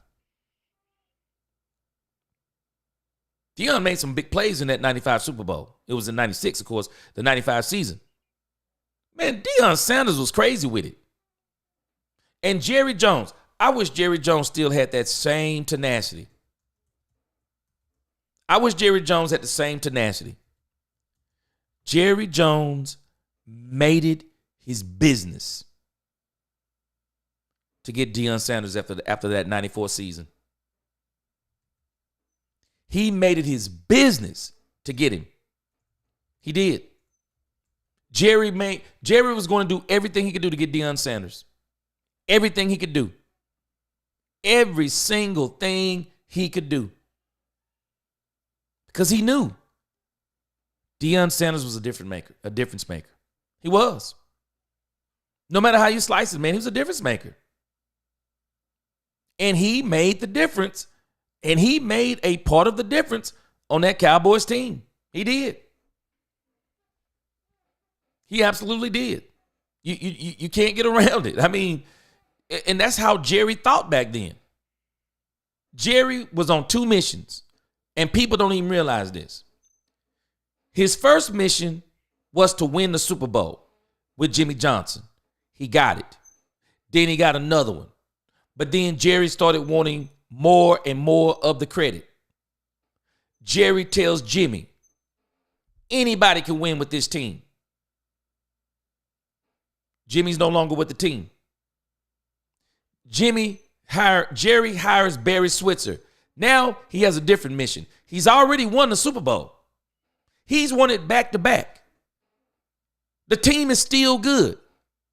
So Jerry wants to prove to Jimmy, even without you, we'll win the Super Bowl. So they failed at it the year the year that they didn't bring him back. So Jerry was determined in two different ways in that Super Bowl run. He wanted to prove, first, he wanted to bring the Cowboys back to prominence. He did it. But the third Super Bowl was more important to Jerry Jones because he wanted to prove he could do it without Jimmy. And that's why he went and got Deion Sanders. Because if he didn't think he could do it, if he thought he could do it without Deion, he wouldn't have went and got Deion. He knew Deion was that big of a difference maker. Jerry wanted him and he got him. And Deion did exactly what Jerry wanted him to do. He was a difference maker. He came back just like he was against Michael Irvin in 94. Guess what? He came back against Jerry Rice in 95. And he played Jerry Rice. And the Cowboys beat the 49ers. And so Jerry wanted to win, man. Jerry wanted to win. And I'm telling you, man, that 95 team, even without Jimmy, that was still Jimmy's team. That was still Jimmy's team. And that team was still playing for Jimmy. They were still playing for Jimmy. They were. Sammy's fan said, I think we'll see more vocal Dak Prescott. I do too. And there's nothing they can do to him now. Troy said San Francisco and the Bills had just as many great. Yeah, they did. They did. They just were not better.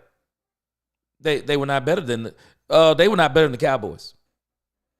Nope. San Francisco was one season. 94. You know what the difference was? We went and got him. Deion Sanders. Deion Sanders was the difference. Let's look at something here.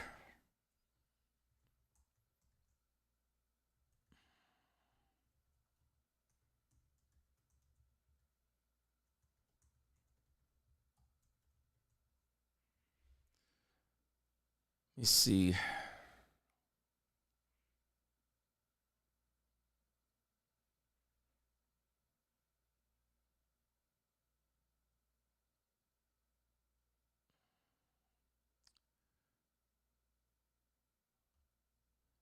So I was trying to pull up all of Deion Sanders' stats.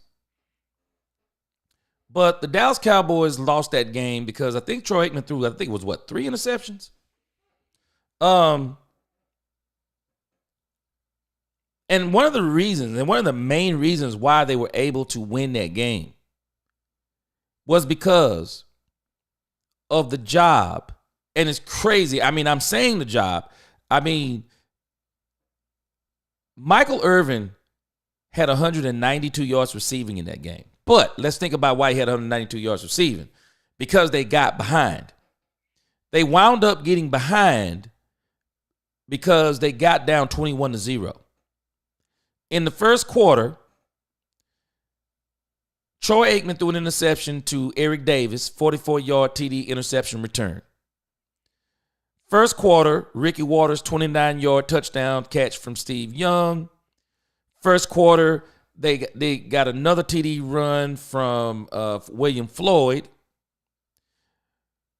They got, let me show you this.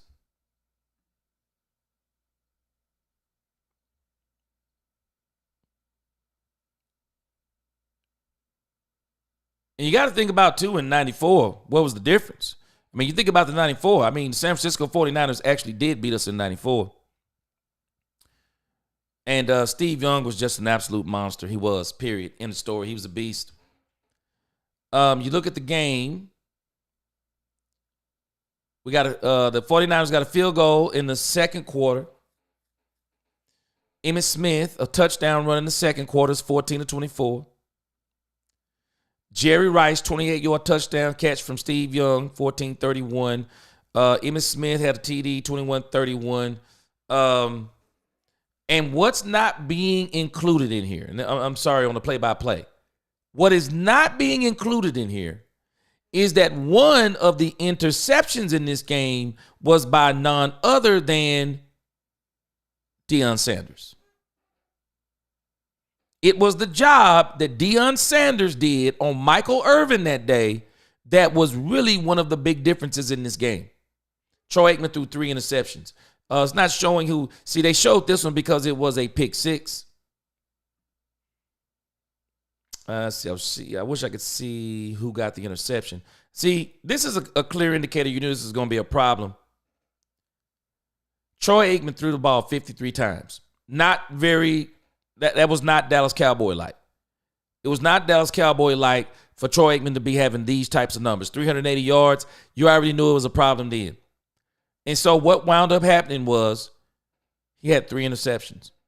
And I think he had all 3 of those, if I'm not mistaken, and was in the first half. So what wound up happening was Eric Davis got 2 of those interceptions. Deion Sanders got 1 of them.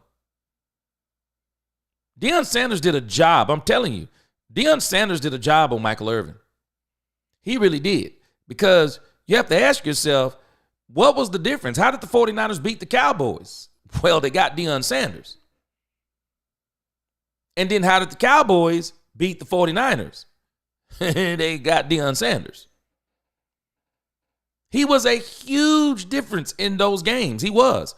Deion Sanders, man, he was a game changer. Not to mention they had guys like Charles Haley. I mean, they had great teams. But Jerry wasn't afraid to say, hey, man, we got a great team, but we can be that much better. I mean, that's just how Jerry thought. We can be that much better. We can be that much better. And so, man, I wish Jerry still thought like this. Now Jerry says stuff like, well, we like the players that we have. I mean, now Jerry is saying stuff like that. He didn't say stuff like that back then. Jerry didn't say stuff like that back then. He didn't. He did not say stuff like that back then. And so, let's see here. I was trying to. And yeah, as far as the Buffalo Bills went, the Cowboys are better than the Buffalo Bills. I mean, it's just those teams were just that doggone good, man. They were. I mean, those 90s Cowboys teams were just that doggone good. They were just that good. Let me see here.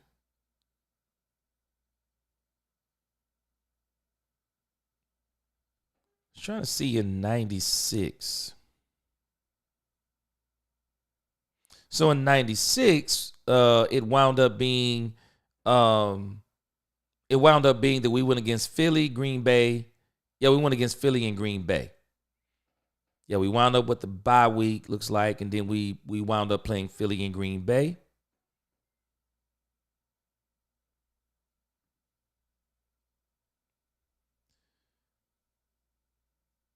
I was trying to look at Deion Sanders. I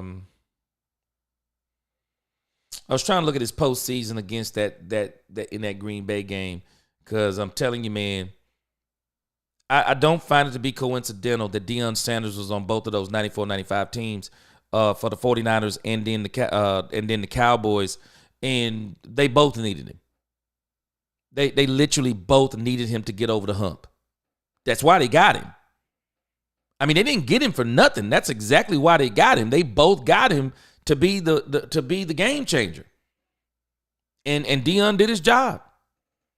Yeah. No, we already showed it, 70s fan. They got way more than 8 players. It is believed they got somewhere around 50 to 59 players from the Herschel Walker trade. That's how many players they got from that trade. I mean, it is literally the dumbest trade in history. It is. Yeah, Jimmy was fresh out of college, man. He was fresh from the college game.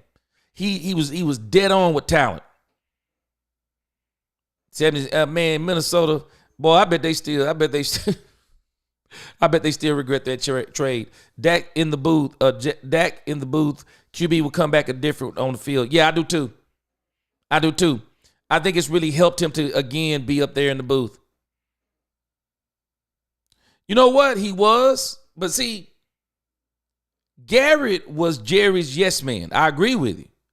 But he also wasn't afraid to fight Jerry Jones. Jason Garrett fought Jerry Jones. And it is documented that Jerry Jones wanted to go back to Tony Romo. Jerry Jones wanted to go back to Tony Romo. It was Jason Garrett who was beating the drum for Dak Prescott to remain the quarterback. And Jason Garrett was able to, from what my understanding is, he was able to get Stephen Jones on his side. You don't think that Jerry Jones wanted Tony Romo to play? Jerry wanted Tony Romo to play. Jerry had invested all this money in Tony Romo. He wanted Tony Romo to play. But the problem is, every time they would say, oh, man, hey, Tony might be ready this week. It got so far that Tony missed so many games and the record was so good,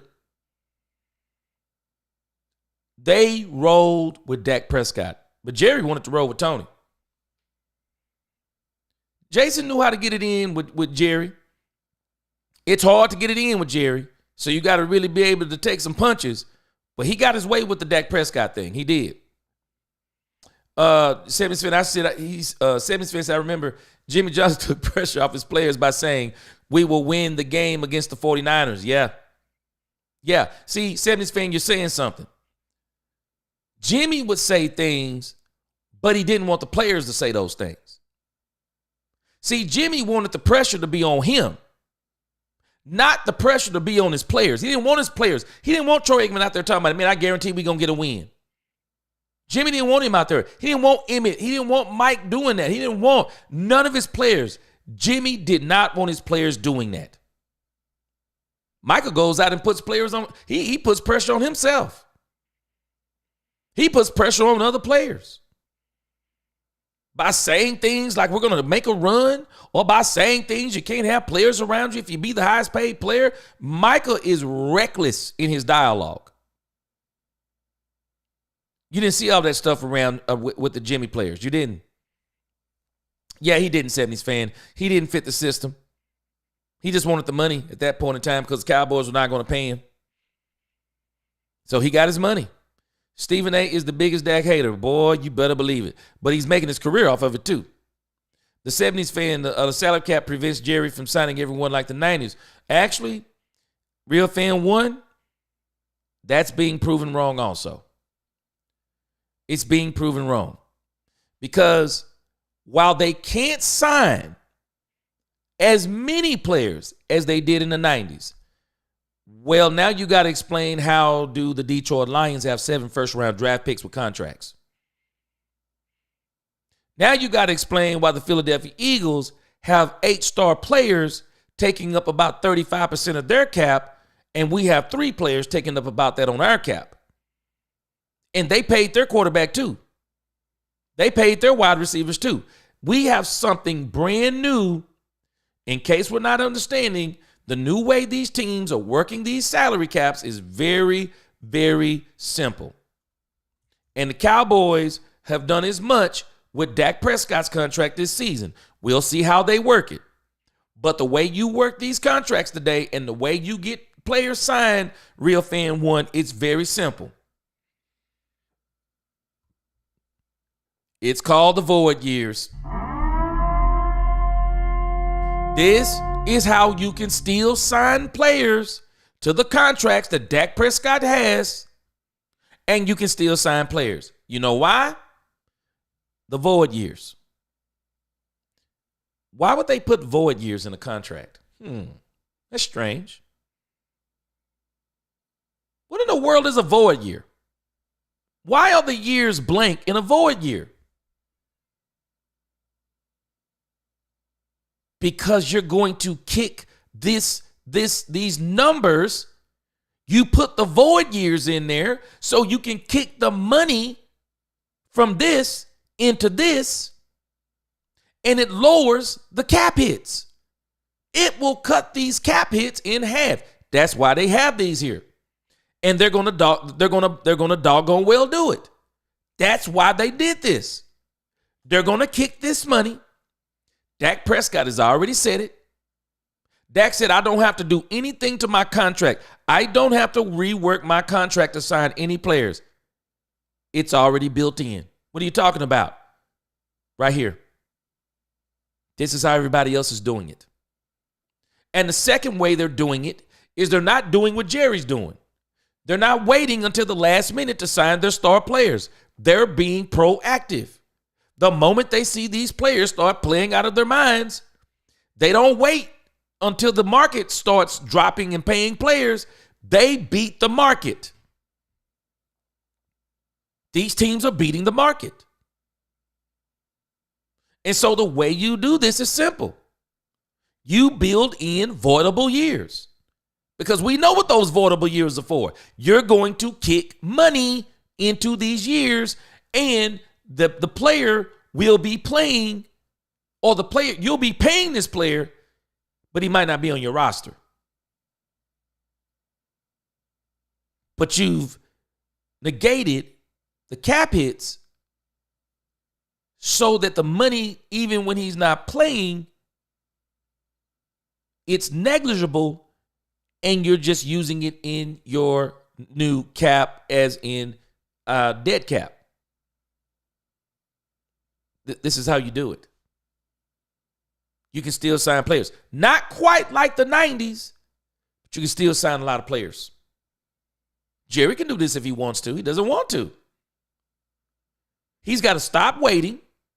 He's got to be proactive. He's got to get it done. It's the same thing we're talking about with Mike McCarthy. If Jerry was going to re-sign, and he still may. Jerry's one of these people, he loves to wait until the last minute. So Jerry may try to steal some thunder this weekend from the playoffs and, oh, yeah, we're signing Mike McCarthy and all this stuff. Jerry does this stuff. But if he's going to sign Mike McCarthy, the best thing would be for him to do is to go ahead and do it. Because it allows you to go ahead and get your offseason started. Some of us will not be the happiest campers, but if he does it, okay, cool, do it, Jerry. Do it. I hope you don't let him be the play caller, but do what you got to do so you can go ahead and get your offseason started. Now, you're no longer worried about your coach. Now, you can start focusing in on the draft. You can start focusing in on players. You can start building your team. Everybody will know who their coach is and not worried about it. Because if this thing goes beyond, if Mike McCarthy walks out the door next Tuesday, then it's going to be another, 2, 3, 4 weeks of interviewing coaches? Man, it's going to be... But, again, this is how these teams are doing it. The void years.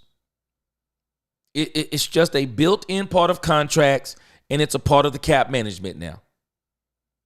And like I said, you can't sign as many players like you want to, but the Philadelphia Eagles, the Detroit Lions, some of these other teams, they're showing you that once you master this, and if you're proactive on contracts, You can literally sign 6 to 7 to 8 cornerstone players rather than 3. See, one of the misconceptions about the 90s Cowboys is the triplets. Not denying that there were not triplets. They were just not the only cornerstone players on the team. The Cowboys had a lot of cornerstone players. Linemen, defensive players. They had a lot of cornerstone players. When we say the triplets on this team, I mean, we pretty much mean it. We pretty much mean it. Because we haven't been able to keep DeMarion Overshown on the field. And then with Trayvon Diggs, he hasn't been the same since the contract. Mahomes is not really a running quarterback. That's why I say he's the smartest running quarterback in the league. That's what makes him the smartest. It's not the fact that he runs, it's how he runs. It's when he runs. He's brilliant. He's brilliant at it. He will hit you with the run in moments, man. Oh, man, this dude is running again. And because he's such a threat with his arm, he's able to pull off runs that some quarterbacks can't do. Freddie, Skip got himself banned from Valley Ranch because he called Troy gay in the book. I remember that. And he wrote Troy was looking for. Man, you know what's so funny, Freddie? Boy. We're going to see how all this turned out with this lady. Because, boy, they got Skip in a pickle right now. The talking heads are all about the theater of the Dallas Cowboys. That is their cash cow. You better believe it. This is why I want this team to go away from this. Shannon Sharp said something about this team that I thought was so telling. I'm going to talk about it in the video. But he said that the culture of this team is talking. Wow. Boy, that hurt me right there. That hurt me because there's nothing I can disagree with. Yeah, for real fan, exactly. They're lying to us. And they keep trying to sell us this lie. But they can't. They can't because now we have these tools right here. These tools will tell us exactly how to work a contract. Everything. It tells us everything. Man, you go up here and pay these memberships and stuff, man, it'll really break this stuff down for you. Man, this thing will show you what happens, man. I'm not really versed in it, but it'll start. Look at this. It'll show you everything. See, Jerry couldn't deny this stuff. Brian Broaddus was trying to, these content creators. Stop it, Brian. Stop it. We can see this stuff just like y'all can. We got so much access now, it's incredible. All you do, you can go and click the scissors, and it'll tell you what happens if they do it. On what year. It'll tell you what pre-June. A pre-June or post-June. It'll hit you with all this stuff. Explains it all to you. None of us have to be dumb on this salary cap stuff. Some folk be talking and don't even look at the salary cap. They just take the Joneses' word for it. Man, these guys are not being truthful, man. They're not. Bill Belichick isn't going to make this team any better than Mike McCarthy. Has anyone seen? Oh, yes. I'm with you, real fan, on that. Yep, we've seen him. Andre Mosley, got to have a running back. Andre, I think we need 2. Besides predicting 2026, the year of getting the chip, was there any other year you felt that way in the past? Nope. Nope.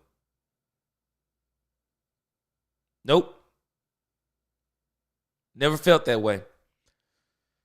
I can't think of a year that I felt like that because as someone who's watched the Cowboys for decades, I watched the 70s, and I can't say I watched them like I do now. I was so young then. I mean, I'm preteen then.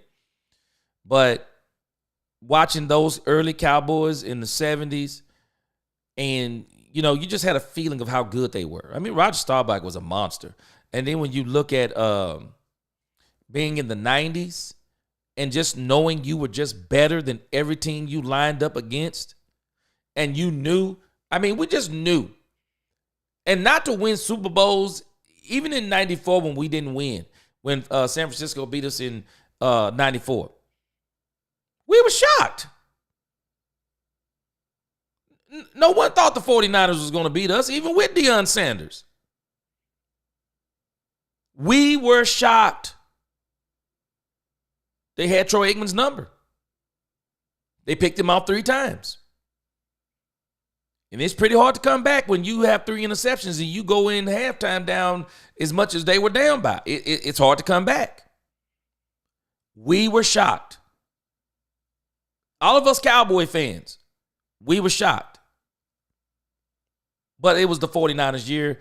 It was the campaign of Steve Young getting the monkey off his back, getting the stigma of Joe Montana off his back. They still had a really, really good team. They went and got Deion Sanders, and I'm sure they did some other things too, and they beat us.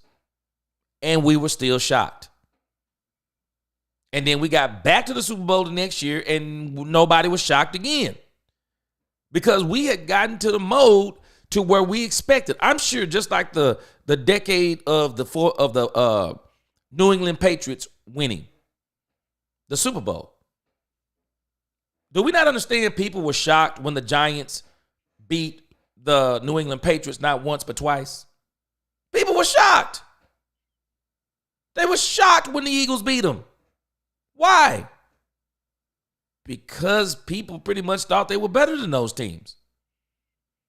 But, kind of once you go back and look at those teams, the New York Giants team, boy, there's nothing like a pass rush. Man, there is nothing like a pass rush. And I'm not talking about a pass rush that's just getting pressure. A pass rush that is sacking and getting pressure. But when you have teams that that are just bona fide good, you're shocked when they lose. And I have not since that 90s team, I've never had a feeling like I did with them. And even in 2014, in the catch game, we went, or at least I went into that game not confident that we were going to beat the Packers. But when Dez Bryant made that catch, I can remember we had actually went to watch this game over some members' house. And man, when Dez Bryant made that catch, because we were on pins and needles the whole game. Man, we exploded. Man, our emotions went from 100 to 0. Man, we jumped up and down. Everybody was screaming and hollering because we was like, it's over with now. Boy, when they said that was not a catch, man, boy, that was a crazy feeling. But like I said, I've never felt like that since the 90s. Jerry had to have told Dak Prescott something different. We hear. I said this early in the season. This was one of the first things I said this season. Jerry Jones has already told Dak Prescott the plan. Jerry told Dak the plan when he signed him. He told him the plan. And Dak tried to act like he didn't tell him the plan, only for Dak to tell us the part of the plan for this year. Jerry was going with the young guys, and he did. Kevin said, do you remember John Elway in the defense he had? Steve Atwater, yeah. And you know what? You think about this, Kevin Howard. You think about what got John Elway over the top. Terrell Davis changed life for John Elway and the Broncos. Because John Elway was going to basically go down as somebody that could get to the Super Bowl but couldn't win it. And Terrell Davis, a running game, changed life for him. Running games can do that for you. It really can. It can do that for you. And we got to get us a running game. Aaron Rodgers has, even after that Super Bowl, when you go back and look at the Mike McCarthy seasons, man, Aaron Rodgers and Mike McCarthy were accumulating some really good wins in those seasons, Willie T. As a matter of fact, there are a couple of games in there, man, where the Green Bay Packers lost some very fluky games. But it to me, it's kind of like a part of McCarthy's MO. But Aaron Rodgers has put up, man, just insane numbers. Has had some insane games. Great amount of wins. But he was with Mike McCarthy. He couldn't get him over the hump. He couldn't get him over the hump. Couldn't do it again. But Aaron Rodgers, man, he's a great, or was a great quarterback. Niece said, I'm not sure what Rodgers' contract is like with the Jets, but I would love for him to be Dak's backup. He would school Dak and make sure he knows to throw the ball away if the play isn't there. Aaron Rodgers seems to like Dak Prescott. But you know what, Nisi? You know the crazy thing is? Now, from what I'm hearing, Aaron Rodgers said when he's done, he's not looking back. So if he's done this year, he won't look back. He said he's not looking back. There are people saying that if Aaron Rodgers, if he retires this year, they're saying he won't even watch another football game. Aaron Rodgers is on some different stuff, man. Yeah, right now Dak is our best chance to win. That's why they're going to put some weapons around him, Kevin. They're going to have to. Boy, didn't he, 70s fan. Doggone Aaron Rodgers broke, boy, 2014, 2016. Man, that dude Rodgers is crazy with it. Andre, man, if I'm not mistaken, isn't Will Grier a Mike McCarthy guy? So for me, I'm like, okay, they signing Will Grier. This might be a sign that they're going to sign Mike McCarthy. Nisa said this soap opera is in rewrites to live episodes airs on January 14th. You better believe it. So much drama in the LBC and so much drama being a fan of DC. Boy, you better believe it. Jerry's new name is Squirrel Parade Eater. Will Grier was the only quarterback at camp 2 years ago hitting wide receivers down the field. Oh, yeah, for real. A lot of people say he had beat out Cooper Rush. By now, Micah should be as good as Ray Lewis and Von Miller if he's moved around. Woo! I'm telling you, people don't understand. Micah is not getting the privilege that some of these great linebackers have gotten. These guys will all tell you stories about guys who mentored them. Who's mentoring Micah. Micah's just basically come in and just been let off the chain. We need somebody to really come in and work with him. I do. Michael Parsons is a cheerleader. Man, he's I like Michael, but man, he does too much talking, man. He does. Michael's best year was his rookie year. Okay. Why? Let me know. Donald says, well, looking at the schedule for this year, we play a lot of playoff teams, so not looking good. Woo, I know it, man. Man, Donald, I'm telling you, that schedule look brutal, don't it? Parsons needs to become more of a leader. That's it. They compare him to LT, not even close. Nope, not even close. Teams feared LT. Michael Parsons, couple of chips, double teams, he done. All teams always want to know where LT was. Yes. He's a difference maker. He took over games. We need Ashton Genty. We're going to see. We got the what? Number 12 now? Got the number 12? I just don't know, though. There is a team in front of us that I will not be surprised. There's a team in front of us that I will not be surprised if they try to get somebody like Ashton Genty. And that team is the doggone San Francisco 49ers. They're at number 11. I will not be surprised. I also would not be surprised with New Orleans Saints if he's there. I wouldn't be surprised if they got him. Carolina. I mean, people are really up on Genty. But I wouldn't be worried about Genty. I'm just not worried about Genty. The guy who I have my eyes on, and he's going to be in he will be at the top of my mock draft, is the North Carolina running back, Omarion Hampton. Omarion Hampton is going to be my top running back. I just don't think Genty is a reality, so I'm not even going to worry about him on my draft. I'm not even going to put him on my draft board. Unless I create a dream draft board, because I don't think he's going to be on there. I really don't.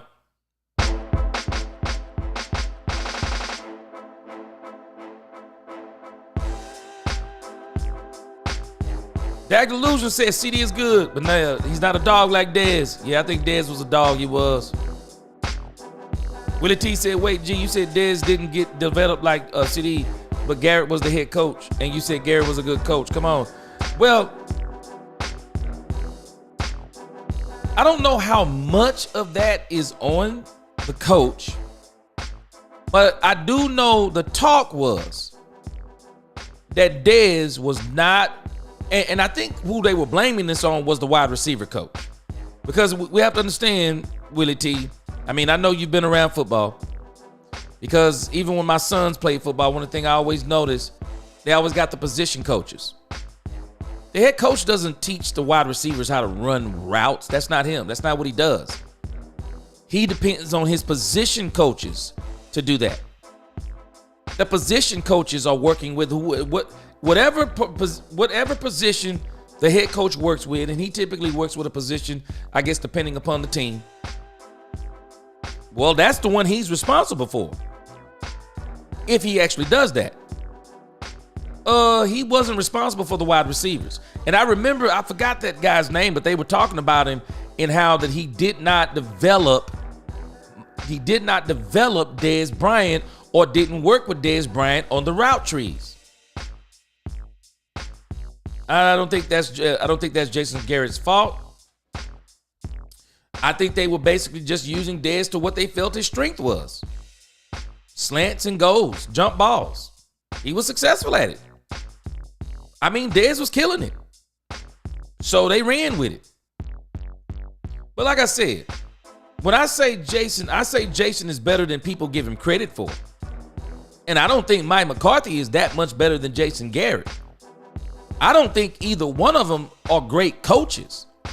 All I'm saying is we keep acting like we can't replace Mike McCarthy when, to me, he wasn't much better than Garrett. We're giving Garrett the edge. We're giving Mike McCarthy the edge over Garrett because Mike McCarthy has a doggone Super Bowl. That's what I'm saying, Willie T. I done already told you. Now, for me, I would replace Mike McCarthy. I would. I just think we're talking about something a little bit different. Dak says Randy Moss was the best receiver. Jerry was a better route runner and better stats than Randy was different. I think when you talk about Randy Moss could never be the best wide receiver in this thing for me. Never, ever could he be the best. I'm not talking about just in pure freak ability. Randy Moss was a freak of nature. You throw a deep ball, it was over. Randy Moss was getting it. But when I talk about wide receivers, same thing I say about quarterback. You can tell me that, for example, Trey Lance. You could tell me that Trey Lance is more talented than Dak Prescott, but he's not a better quarterback than Dak Prescott. I can tell you Lamar Jackson is more talented than Patrick Mahomes, because he is. He's not a better quarterback than Patrick Mahomes. He may run better than Patrick Mahomes. He may throw farther than Patrick Mahomes. But when it comes to doing this thing called quarterback, when it comes to being a smart runner, when it comes to where you place the ball, how you throw the ball, how you see the game, how you interpret the game, how you read the field, at quarterback, Patrick Mahomes is better than Lamar Jackson. At quarterback. Dak Prescott is better than Lamar Jackson at quarterback. You take away Lamar Jackson's legs, and this is exactly what teams do in the playoffs. I'm interested to see what does he do this year, because teams stop him from running. You want to know why they went and got a running back? Because teams figured it out. All we got to do is shut down Lamar Jackson running the ball. That's all we have to do. Stop him from running. Because without him running the ball, is Lamar Jackson above average or average? Or below average? Which one is he? He's not above average. Which one is he? Average or below? All depends on that defense that day. But if I can take away him running, Dak Prescott ain't like that. You take away Dak Prescott running, Dak can still dot you up. You give Dak the weapons, Dak will still dot you up without running. Lamar Jackson can make some great throws too, but he's not dotting you up all over the field without running. He's not. That's his game. Patrick Mahomes can dot you up all day long even without running. We got to understand something. Dak Prescott, Patrick Mahomes are different types of quarterbacks than say Lamar Jackson, Josh Allen. Ask yourself about Josh Allen. Josh Allen's got a very good arm. I think he's a little too confident in it. He think he can put it anywhere too. What is he without his running? What is Josh Allen without his running? What is he? You're talking about two different things when you're talking about talent versus quarterbacking. And it's the same thing with Randy Moss. Jerry Rice was not just a better route runner. He was a better receiver than Randy Moss. He didn't quit on plays. He didn't play only when he wanted to. Jerry knew everything that was going on the field. Jerry was a field general. People talk about how good Jerry was in his mind, on just reading the field, the whole 9 yards. Jerry was a different type of monster. Even the way he took care of his body. Nah, I take Jerry. You couldn't get me in any draft. You couldn't get me in any draft to take Randy Moss over Jerry Rice. Never. And I saw all three of them play. Freddie says if this is the third place schedule for 2020, they said it's supposed to be a third place schedule. So he says, sorry, G, but if I was in a dark alley faced with 4 or 5 dudes with no way out, I sure as hell would want my father or brother there to watch my back. Well, I'm saying though, yeah, in that situation, that's different. But I'm saying as in a team, or as in the Army, I wouldn't want my dad being the general of the Army. I'd have him watching my back, but not the general of the Army. Ryan said, do you believe Romo was better than Aikman? Watch this. I don't think Romo was better than Aikman, as in quarterback again. But Tony Romo was more talented than Troy Aikman. Tony Romo had wheels. Tony Romo is... This dude can play multiple sports, man. Tony Romo can play basketball, football, and golf. And who knows what else. Man, Tony Romo, this dude here, Tony Romo was good. Tony Romo was good. He wasn't a better quarterback. He wasn't a better quarterback than Troy Aikman, I would say. But I would definitely say he's more talented. I know that may hurt some people's feelings, but Troy wasn't that type of quarterback. He wasn't a running quarterback. He just wasn't that type of guy. He wasn't. But I say this, even though I think Troy Aikman is a better quarterback than Tony Romo, but with the team that Troy Aikman played on, Steve Berline won with that team. Steve Berline won with that team. I'm just saying, you put Tony Romo and Dak Prescott on that same team with that same talent, with their running ability, they win too. I don't know how many, but they win too. They do. That team was absolutely loaded, period. End of story. We don't give Tony Romo and Dak Prescott enough credit, but they're good quarterbacks. Dak Prescott is a great quarterback. And the reason why I'm saying this about Dak Prescott is Dak Prescott up here. This is the part that they don't get his due credit for. Up here. You want to know why he's a good play caller?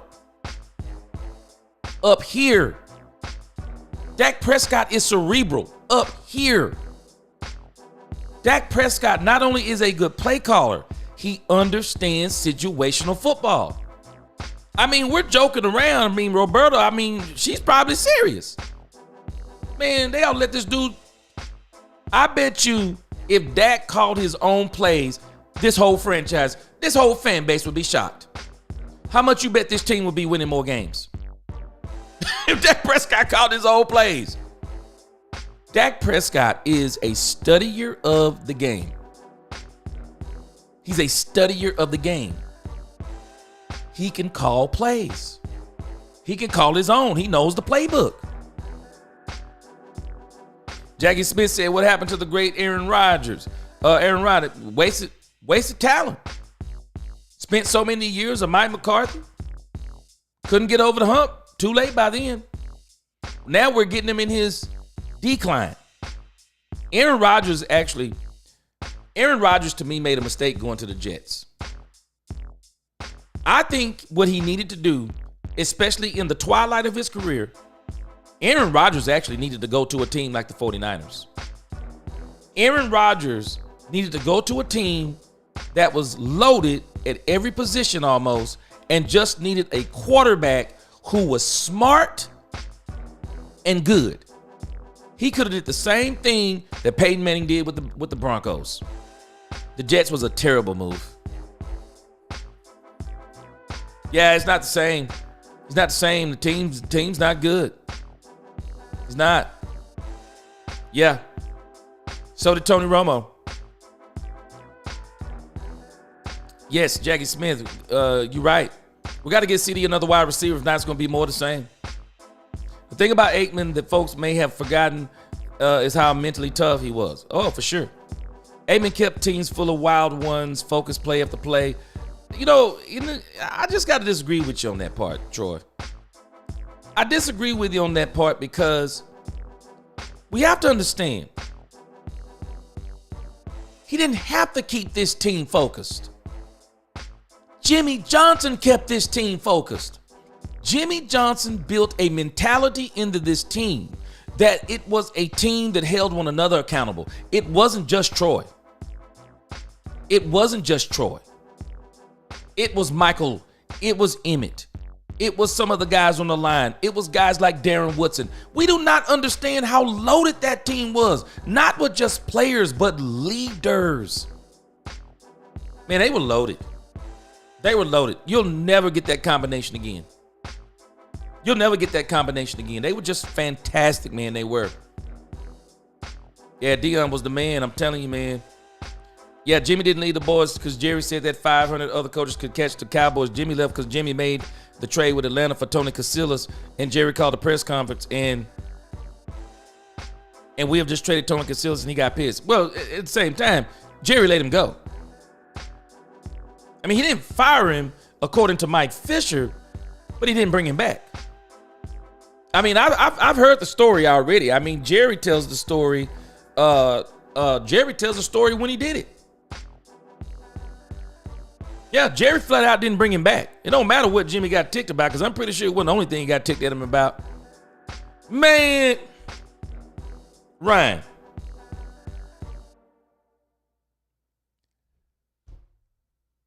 What was that quarterback name for Pittsburgh?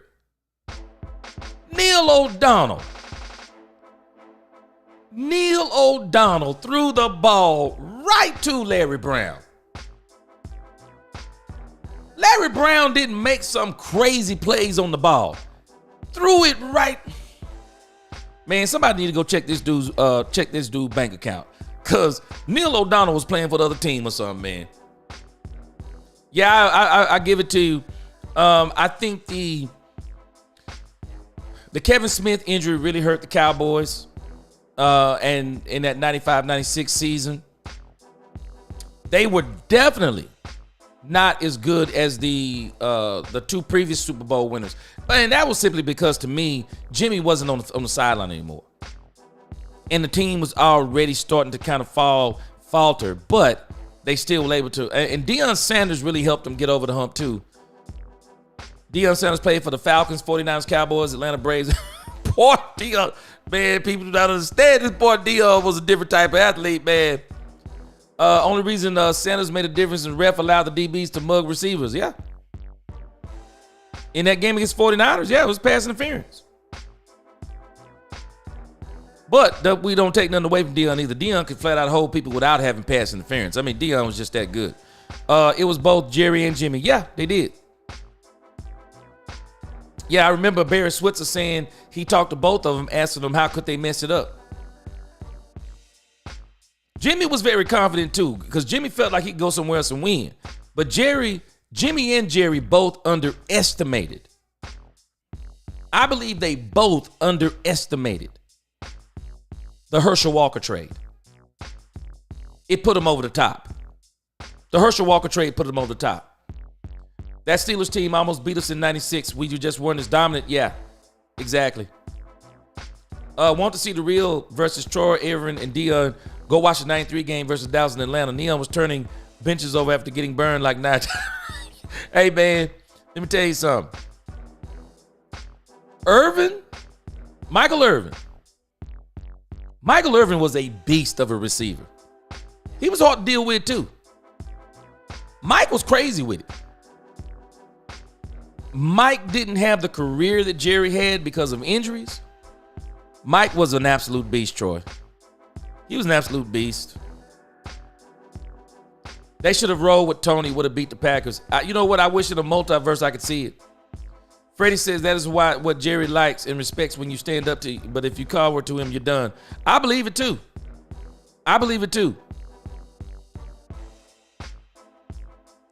Yeah, Bill Coward did that onside kick. Marco, what's going on? The Cowboys director of contracts doesn't know the concept or understand it. It's crazy, Marco. It's crazy. This stuff it's not hard to it's not hard. That void year made Dak's cap hit $89 million next season. Oh yeah, I just clicked something. You don't just do one void year, real fan. What you do is you spread it out over all those void years.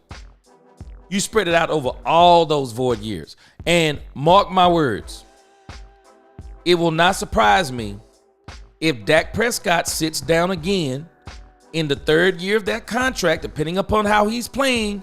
I will not be surprised that they'll kick that contract into the void years. Dak will sit down again. I will not be surprised they do something else with that contract and Dak gets some kind of weird extension and then they kick more money down the road. I will not be surprised. It all depends on how Dak Prescott is playing. It all depends.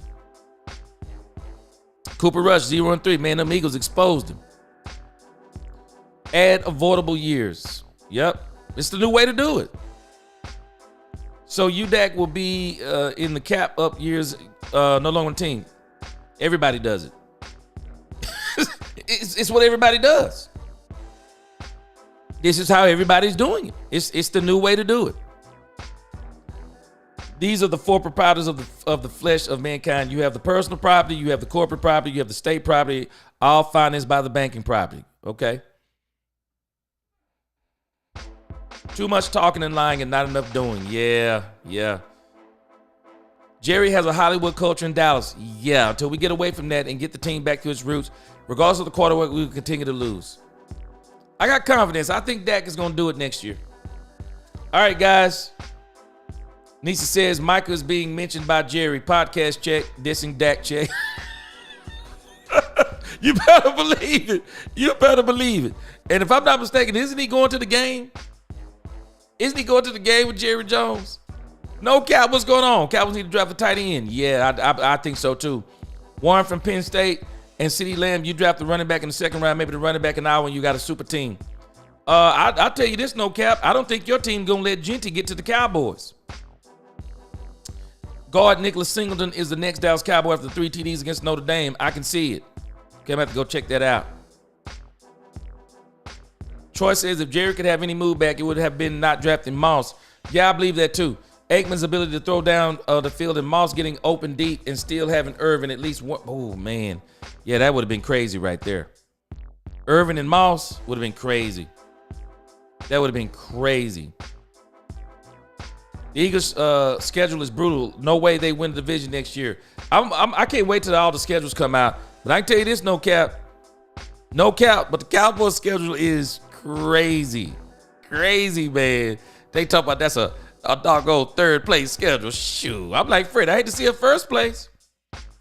Yeah, you're right, though, Terrence. He can't. He can't beat playoff teams. That's why the team needs to beat playoff teams. Teams beat playoff teams, not quarterbacks.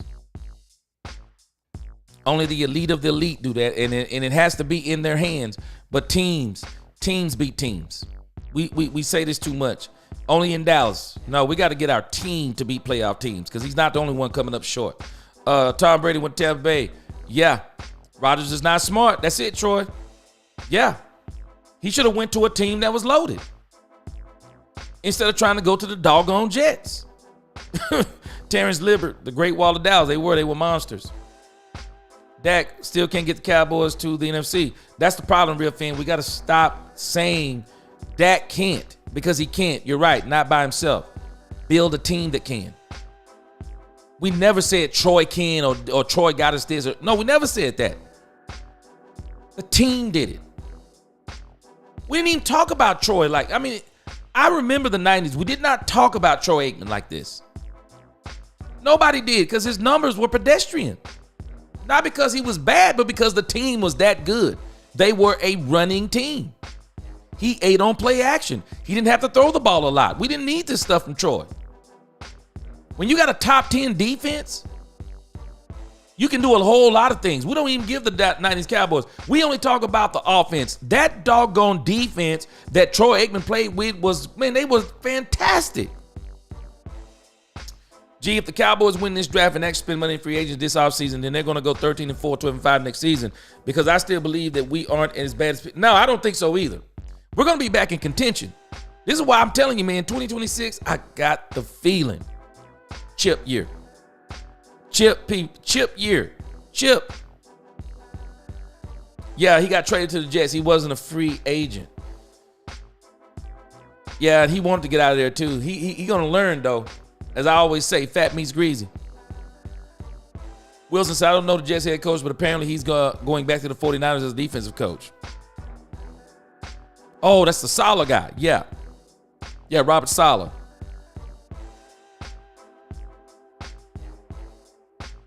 All right, guys.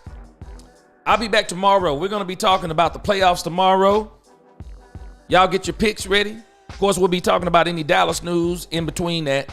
But we're going to cover the playoffs over the next couple of days so we can kind of see playoffs start Friday. So we're going to cover the playoffs and predict our wins and see how everything goes. All right, guys, I appreciate all the dialogue. Appreciate y'all rocking with me. Until the next time, let's talk Cowboys, where we talk facts.